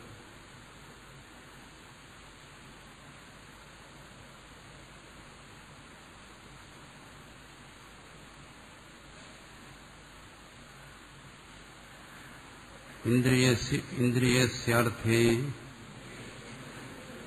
രാഗദ്വേഷോ വ്യവസ്ഥിതോ തയോർന വശമാഗച്ഛേ തൗഹ്യസ്യ പരിപന്ഥിനോ ശ്രേയാൻ സ്വധർമ്മോ വിഗുണഃ പരധർമ്മസ്വനിഷ്ഠിതാത് സ്വധർമ്മേ നിധനം ശ്രേയഃ പരധർമ്മോ ഭയാവഹഃ. ഭാഷ്യം. തത്ര രാഗദ്വേഷപ്രയുക്തോ മന്യതേ ശാസ്ത്രാർത്ഥമപി അന്യത. ഈ രാഗദ്വേഷങ്ങളുടെ പ്രേരണ കൊണ്ട് അതിന് അധീനനായി പോയവൻ ശാസ്ത്രാർത്ഥത്തെ, ശാസ്ത്ര താല്പര്യത്തെയും അന്യഥാമന്യത അവൻ മറിച്ച് കരുതും. ശാസ്ത്രത്തിന്റെ താല്പര്യത്തിലും അവന് വിപരീത ബുദ്ധി വരും. എങ്ങനെ? പരധർമ്മോപി ധർമ്മത്വാദ് അനുഷ്ഠേയവ. അവനെങ്ങനെയാണ് ചിന്തിക്കുന്നത്? പരധർമ്മം, അർജുനനെ സംബന്ധിച്ചിടത്തോളം ഭിക്ഷാടനം, അതും ധർമ്മത്വാദ്, അതും ഒരു ധർമ്മമാണല്ലോ. അത് ശാസ്ത്രം അനുവദിച്ചിട്ടുള്ള കാര്യമാണ് ഭിക്ഷാടനം. യതി ധർമ്മം, അത് അനുഷ്ഠേയവ, അത് അനുഷ്ഠിക്കേണ്ടത് തന്നെയാണ്. എന്റെ കർത്തവ്യം അതാണ്. സന്യാസധർമ്മമാണ്, കർമ്മത്യാഗമാണ് എന്ന് ചിന്തിച്ചു പോവും. എന്തുകൊണ്ട്? രാഗദ്വേഷങ്ങൾ കൊണ്ട്. തദസത്, അത് ശരിയല്ല, അത് അസംബന്ധമാണ്. എന്തുകൊണ്ട് പറയുന്നു? ശ്രേയാൻ പ്രശസ്യതരഃ സ്വധർമ്മ സ്വധർമ്മോ വിഘ്നോവി. ഇവിടെ അർജുനനോട് പറയുകയാണ്, നിന്റെ ധർമ്മം അതാണ് ഏറ്റവും നല്ലത്. എന്താണ്? ക്ഷാത്രധർമ്മമായിരിക്കുന്ന യുദ്ധം. സ്വധർമ്മ വിഗുണോവി. അതിൽ കുറച്ച് ന്യൂനതകൾ വന്നാൽ, ന്യൂനതകൾ വരിക എന്ന് പറഞ്ഞാൽ അർജുനന് ഒരുപാട് ആശങ്കകൾ പറഞ്ഞു. അത് ഹിംസയാണ്, ബന്ധുക്കളെയും ഗുരുക്കന്മാരെയും കൊല്ലുന്നതാണ്, നരകം ഉണ്ടാകും, വർണ്ണസങ്കരം ഉണ്ടാകും, കുലക്ഷയം ഉണ്ടാകും, കുലധർമ്മങ്ങൾ നശിക്കും. അങ്ങനെ ഒരുപാട് വിഗുണങ്ങൾ അതിൽ പറഞ്ഞു. ആ സ്വധർമാനുഷ്ഠാനത്തിൽ പറയുന്നു, സ്വധർമ്മം വിഗുണമാണെങ്കിലും അതിൽ ന്യൂനതകളുണ്ടെങ്കിലും വിഗത ഗുണോപി അനുഷ്ഠീയമാനഃ, നീ അത് അനുഷ്ഠിച്ച് തന്നെ തീരണം. പരധർമ്മ സ്വനിഷ്ഠിതാ സാദ്ഗുണ്യേന സമ്പാദിതാദപി. അർജുനൻ എന്താണ് കരുതുന്നത്? പരധർമ്മം അതെനിക്ക് നല്ലവണ്ണം അനുഷ്ഠിക്കാൻ കഴിയുമെന്നാണ്. എന്താണ്? ഭിക്ഷാജീവൻ. എനിക്കൊരു നല്ല സന്യാസിയാകാൻ കഴിയുമെന്നാണ് അർജുനൻ സ്വയം ധരിച്ചിരിക്കുന്നത്. ഇതെല്ലാം ഉപേക്ഷിച്ചിട്ട്, ഹിംസാത്മകമായ യുദ്ധത്തെ ഉപേക്ഷിച്ചിട്ട് ഭക്ഷ്യം ഭോക്തുമർഹതി, ഞാൻ ആഗ്രഹിക്കുന്നത് യതിധർമ്മത്തെയാണ്, ഭിക്ഷാജീവനത്തെയാണ്. അത് നല്ലവണ്ണം ചെയ്യാമെന്ന് അർജുനൻ കരുതുന്നു. അതുകൊണ്ട് പറയുന്നു പരധർമ്മ സ്വനിഷ്ഠിത. ഈ നല്ലവണ്ണം അനുഷ്ഠിക്കപ്പെടാൻ പോകുന്നതായ പരധർമ്മം, ഭിക്ഷാജീവനം, സാദ്ഗുണ്യേന ശമതമാതി സമ്പത്തോടുകൂടി ഭിക്ഷാധർമ്മത്തെ യതിധർമ്മത്തെ ഞാൻ അനുഷ്ഠിക്കാം എന്ന് കരുതുന്നു. അങ്ങനെ നീ അനുഷ്ഠിക്കാൻ ഉദ്ദേശിക്കുന്നതായ സമ്പാദിത അങ്ങനെയുള്ള പരധർമ്മത്തെക്കാളും ഗുണപുഷ്കലമായ പരധർമ്മം സമധമാദികളോടുകൂടി അർജുനൻ അനുഷ്ഠിക്കാൻ പോകുന്ന യതിധർമ്മം അതിനേക്കാൾ സ്വധർമ്മേ സ്ഥിതസ്യ നീ ധർമ്മത്തിൽ തന്നെ നിൽക്കുക, നിന്റെ ധർമ്മത്തിൽ തന്നെ നിൽക്കുക. അതിൽ നിധനം മരണമഭിശ്രയ. ചിലവ് മരിച്ചെന്നിരിക്കും, യുദ്ധമാണ്. ഈ യുദ്ധത്തിൽ ചിലപ്പോൾ മരണമായിരിക്കും സംഭവിക്കുന്നത്. യുദ്ധമായതുകൊണ്ടാണ് അവിടെ മരണത്തെ എടുത്തു പറയുന്നത്. സ്വധർമ്മേ നിധനശ്രയ. ഇതിനെക്കുറിച്ചും പറഞ്ഞു. യതിവാ ജയേഹു, ചിലപ്പോൾ അവർ ഞങ്ങളെ കൊല്ലും, അല്ലെങ്കിൽ ഞങ്ങൾ ചിലപ്പോൾ അവരെ കൊല്ലും. അപ്പം മരണവും അവിടെ സംഭവിക്കാം എന്ന് പറയുന്നു. നീ നിന്റെ ധർമ്മത്തിൽ നിൽക്കുക, അതിൽ മരണമാണ് സംഭവിക്കുന്നതെങ്കിലും നീ സ്വീകരിക്കാൻ പോകുന്ന ഭിക്ഷാധർമ്മത്തെക്കാൾ എന്തായാലും അത് ശ്രേഷ്ഠമായിരിക്കും. പരധർമ്മേ സ്ഥിതസ്യ ജീവിത. നീ പരധർമ്മം സ്വീകരിച്ച് ഒരു സന്യാസിയായി ജീവിക്കുന്നതിനും ഭേദം ഈ യുദ്ധത്തിൽ മരിക്കുന്നതാണ് എന്നാണ്. എന്നുവെച്ചാൽ പലർക്കും സന്യാസിയായി ജീവിക്കുന്നതിനും നല്ലത് മരിക്കുന്നതായിരിക്കും എന്നാണ് ഭഗവാൻ പറയുന്നത്. എന്നുവെച്ചാൽ ആത്മഹത്യ ചെയ്യാൻ പറയല്ല, തൽക്കാലം അത് വേണ്ട. അർജുനോട് പറയുന്നത് എന്താണ്? യുദ്ധം ചെയ്ത് മരിക്കുക, അത് തന്നെയാണ് ശ്രേഷ്ഠം നിന്നെ സംബന്ധിച്ച്, സന്യാസിയായി ജീവിക്കുന്നതിന്. എന്നുവെച്ചാൽ ഗതികേടുകൊണ്ട് സന്യാസി ആകുന്നവരെ കുറിച്ച് പറയുകയാണ്. അങ്ങനെ ആകുന്നതിന് നല്ലത് മരിച്ചു കളയുന്നതാണ്. സന്യാസത്തെ കൂടി അധപ്പതിപ്പിക്കരുത് എന്നുള്ള ഉദ്ദേശത്തിൽ പറയുന്നതാണ്. കാരണം നീ മരിച്ചു കഴിഞ്ഞാൽ സന്യാസം അധപ്പതിക്കത്തില്ലല്ലോ, നീയല്ലേ നശിക്കത്തുള്ളൂ എന്നാണ് പറയുന്നത്. ഇപ്പൊ നീ നശിക്കും, സന്യാസവും നശിക്കും, രണ്ട് നാശം വരും. അത് ഒഴിവാക്കാൻ വേണ്ടി പറയുകയാണ് പരധർമ്മവും ഭയാവഹ. നിന്റെ സന്യാസം എന്ന് പറയുന്നത് എന്താണ്? അത് ഭയത്തെ ഉണ്ടാക്കും. എന്ത്? നരകാദി ലക്ഷണം. നിന്റെ സന്യാസം എന്ന് പറയുന്നത് നിന്നെ നരകത്തിലെത്തിക്കും, മോക്ഷത്തിലേക്കല്ല. യുദ്ധത്തിൽ മരിച്ചു കഴിഞ്ഞാൽ സ്വർഗത്തിൽ പോവാം, നരകത്തിനേക്കാൾ അത് ശ്രേഷ്ഠമാണ്. ഇവിടെ പറയുന്നു നരകാദി ലക്ഷണം ഭയം ആവഹതി. നരകഭയത്തെ ഉണ്ടാക്കും. അതാണ് പറയുന്നത്. ആ ധർമ്മം അനുഷ്ഠിക്കുന്നതിന് പ്രാപ്തിയില്ലാത്തവൻ, അതിന് യോഗ്യതയില്ലാത്തവൻ, അത് അർഹനല്ലാത്തവൻ ആ യതിധർമ്മത്തെ സ്വീകരിച്ചു കഴിഞ്ഞാൽ തീർച്ചയായും നരകത്തിൽ പോകും. ഇനി മാത്രമാണ് എല്ലാ ധർമ്മശാസ്ത്രങ്ങളിലും അത് പറയുന്നു, നരകമാണ് ഫലം. ഇങ്ങനെ എന്തുകൊണ്ട്? സന്യാസത്തെ നശിപ്പിച്ചതിന്റെ ശിക്ഷ കൂടി അവന് കിട്ടും. ആ ഒരു ശിക്ഷ കൂടി കിട്ടുമ്പോൾ അത് നരകമായിരിക്കും ഫലം. പരധർമ്മവും ഭയാവഹ. ഈ രണ്ട് കാര്യങ്ങളും മുൻനിർത്തിയാണ് ഇവിടുത്തെ ചർച്ച. സ്വധർമ്മമായ യുദ്ധമാണോ വേണ്ടത്, പരധർമ്മമായ സന്യാസമാണോ വേണ്ടത്? ഇതാണ് ഇവിടുത്തെ ചർച്ച. പരധർമ്മമായ സന്യാസത്തിലേക്ക് പോവുകയാണെങ്കിൽ നിനക്ക് കിട്ടുന്നത് നരകഫലമാണ്. എന്തുകൊണ്ട്? നീ ഞാൻ അർഹനല്ല, യോഗ്യനല്ല. അതുകൊണ്ട് അവിടെ ചെന്ന് നീ നിന്നെ സ്വയം പതിപ്പിക്കും, സന്യാസത്തെ നശിപ്പിക്കും, സന്യാസത്തെ അത് പതിപ്പിക്കും. ഈ എല്ലാത്തിന്റെയും കൂടെ ശിക്ഷയായി നിനക്ക് കിട്ടുന്നത് നരകമായിരിക്കും. അതുകൊണ്ട് അങ്ങോട്ട് പോകരുത്, സ്വധർമ്മമാണ്. പക്ഷെ അർജുനൻ കരുതുന്നത് എനിക്ക് പരധർമ്മമായ സന്യാസധർമ്മത്തെ നല്ലവണ്ണം അനുഷ്ഠിക്കാൻ പറ്റുമെന്നാണ്. ആർക്കും പരധർമ്മത്തെ സ്വനിഷ്ഠിതമാക്കാൻ പറ്റത്തില്ല, പരധർമ്മത്തെ നല്ലവണ്ണം അനുഷ്ഠിക്കാൻ പറ്റത്തില്ല. എന്നാലും ഭഗവാൻ എന്തുകൊണ്ടത് പ്രത്യേകം എടുത്തു പറയുന്നു? അർജുനൻ അതുകൊണ്ട് അർജുനൻ തുറന്നു പറഞ്ഞു, ഞാനൊരു നല്ല സന്യാസിയാകാനും അഹിംസാവ്രതത്തിൽ കുറച്ചു നിന്നൊരു നല്ല സന്യാസിയാകാനാണ് ആഗ്രഹിക്കുന്നതെന്ന് പറഞ്ഞു. അതുകൊണ്ടാണ് പറയുന്നത്, അങ്ങനെ നല്ലവണ്ണം നീ അനുഷ്ഠിക്കാൻ പോകൂ, അനുഷ്ഠിക്കാമെന്ന് കരുതുന്നതായ ആ സന്യാസധർമ്മം നിനക്ക് വാസ്തവത്തിൽ നരകത്തെ നൽകത്തുള്ളൂ.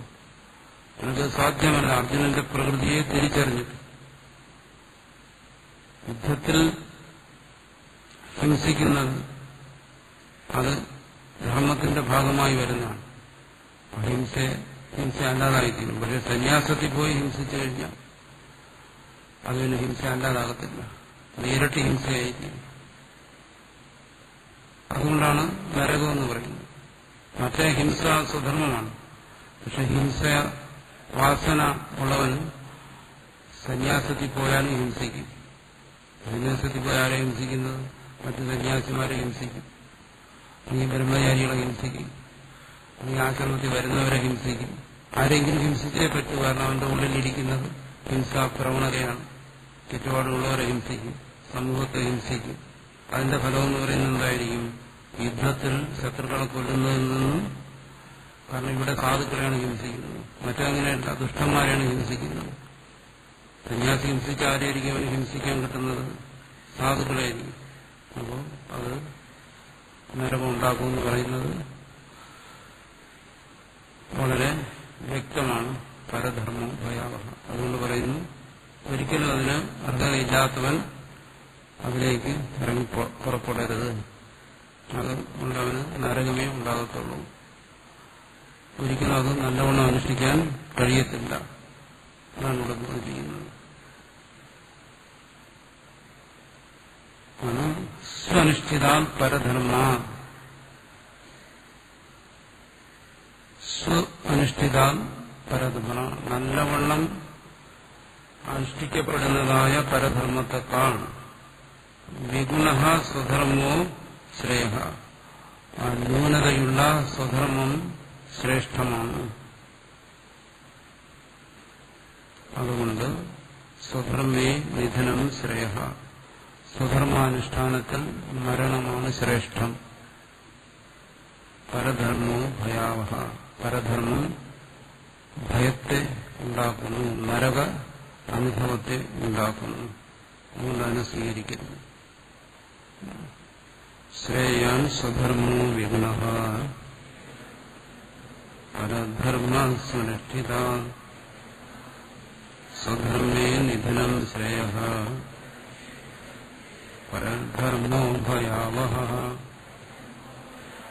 ഇതിന് ഒരു കാര്യം ശ്രദ്ധിക്കണം. ഇത് സാധാരണ പല ആചാര്യന്മാരും വ്യാഖ്യാനിച്ചിരിക്കുന്നത് അവരവരുടെ വർണ്ണത്തിൽ, അവരുടെ കുലത്തൊഴിൽ ചെയ്ത് ജീവിക്കണം, മറ്റു തൊഴിലുകളൊന്നും ചെയ്യാൻ പാടില്ല, അങ്ങനെ വ്യാഖ്യാനിക്കുന്നുണ്ട്. മറ്റേതെങ്കിലും തൊഴിൽ നല്ലവണ്ണം ചെയ്താലും നരകത്തിൽ പോകും. അതുകൊണ്ട് താൻ ഏത് കുലത്തിൽ ജനിച്ചോ ആ കുലത്തിലെ പണികൾ മാത്രമേ ചെയ്യാവൂ, അങ്ങനെ വ്യാഖ്യാനിക്കുന്നവരുണ്ട്. പക്ഷെ ഇവിടെ അതല്ല ഉദ്ദേശിക്കുന്നത്. ഇവിടെ അർജുനന്റെ ഇപ്പോഴത്തെ നിലയനുസരിച്ച് ഒന്ന് ഭിക്ഷാധർമ്മം, ഒന്ന് യുദ്ധധർമ്മം, സ്വധർമ്മം. ഇതിലേതാണ്? മറ്റൊന്ന് നല്ലവണ്ണം അനുഷ്ഠിക്കാമെന്ന് അർജുനൻ കരുതുന്നു. അങ്ങനെ ഒരു മാനസിക ഭാവന അർജുനനുള്ളതുകൊണ്ട് അതിനെ നിഷേധിക്കുന്നു. അതേസമയം താൻ അനുഷ്ഠിക്കേണ്ടതായ ധർമ്മത്തിൽ വൈകുണ്ഠ്യമുണ്ടെന്ന് കരുതുന്നു. അങ്ങനെ അതിൽ ന്യൂനതകൾ ഉണ്ടെങ്കിലും അതനുഷ്ഠിക്കുന്നതാണ് നല്ലത് എന്ന് ഈ സന്ദർഭം അനുസരിച്ച് ആണ് ഈ ശ്ലോകത്തിന്റെ താല്പര്യം മനസ്സിലാക്കേണ്ടത്. അല്ലാതെ മറ്റു പലരും വ്യാഖ്യാനിച്ചിരിക്കുന്ന പോലെ അല്ല. ഇത്രയും പറഞ്ഞപ്പോൾ അർജുനൻ ഇവിടെ ചോദിക്കുന്നു, അതായത്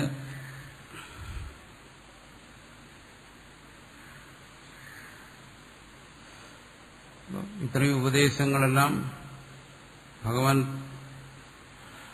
അർജുനന് കൊടുത്തു. അർജുനന് കാര്യങ്ങളെല്ലാം കുറച്ച് മനസ്സിലായി. അർജുനൻ തന്നെക്കുറിച്ചും മറ്റുള്ളവരെക്കുറിച്ചും ചിന്തിക്കുകയാണ്. ഈ ഉപദേശമെല്ലാം കേട്ടിട്ടും വാസ്തവത്തിൽ ആവശ്യമുള്ള കാര്യങ്ങളെല്ലാം പറഞ്ഞു കഴിഞ്ഞു. ഇനി പറയാനുള്ളത് ഈ പറയുന്ന കാര്യങ്ങളുടെ വിശദീകരണം, വ്യാഖ്യാനം, അല്ലെങ്കിൽ ഒന്നുകൂടെ തെളിച്ചു പറയുക, അത്രയേ ഉള്ളൂ. പുതിയ കാര്യമൊന്നും പറയാനില്ല. അതുകൊണ്ട് ഇവിടെ അർജുനൻ ചിന്തിക്കുകയാണ്, ഇത്രയൊക്കെ ഉപദേശങ്ങൾ ഉണ്ടായിട്ടും മനുഷ്യൻ എന്തുകൊണ്ട് നന്നാകുന്നില്ല?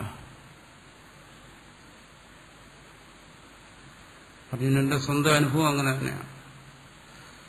ഇതെല്ലാം കേട്ടിട്ട് എന്തുകൊണ്ട് എന്റെ ബുദ്ധി തെളിയുന്നില്ല? എന്തുകൊണ്ട് എനിക്കൊരു നിർണയത്തിലെത്താൻ കഴിയുന്നില്ല? ഇതുവരെ അർജുനന് കഴിഞ്ഞിട്ടില്ല. ഈ ഉപദേശം നീണ്ടു പോകും. എന്നിട്ടും അർജുനന് അത് കഴിയുന്നില്ല. അവസാനം വിശ്വരൂപ ദർശനം ത്തിലെത്തുമ്പോഴാണ് അർജുനന് ചെറിയൊരു മാറ്റം വരുന്നത്. അതുവരെ അർജുനന്റെ ബുദ്ധിയും തെളിയത്തില്ല. അതുകൊണ്ടാണ് ഇവിടെ ചോദിക്കുന്നത് അടുത്ത്, അധ കേന പ്രയുക്തോയം പാപം ചരതി പൂരുഷഃ അനിച്ഛന്നപി വാഷ്ണേയ ബലാദിവ നിയോജിതഃ.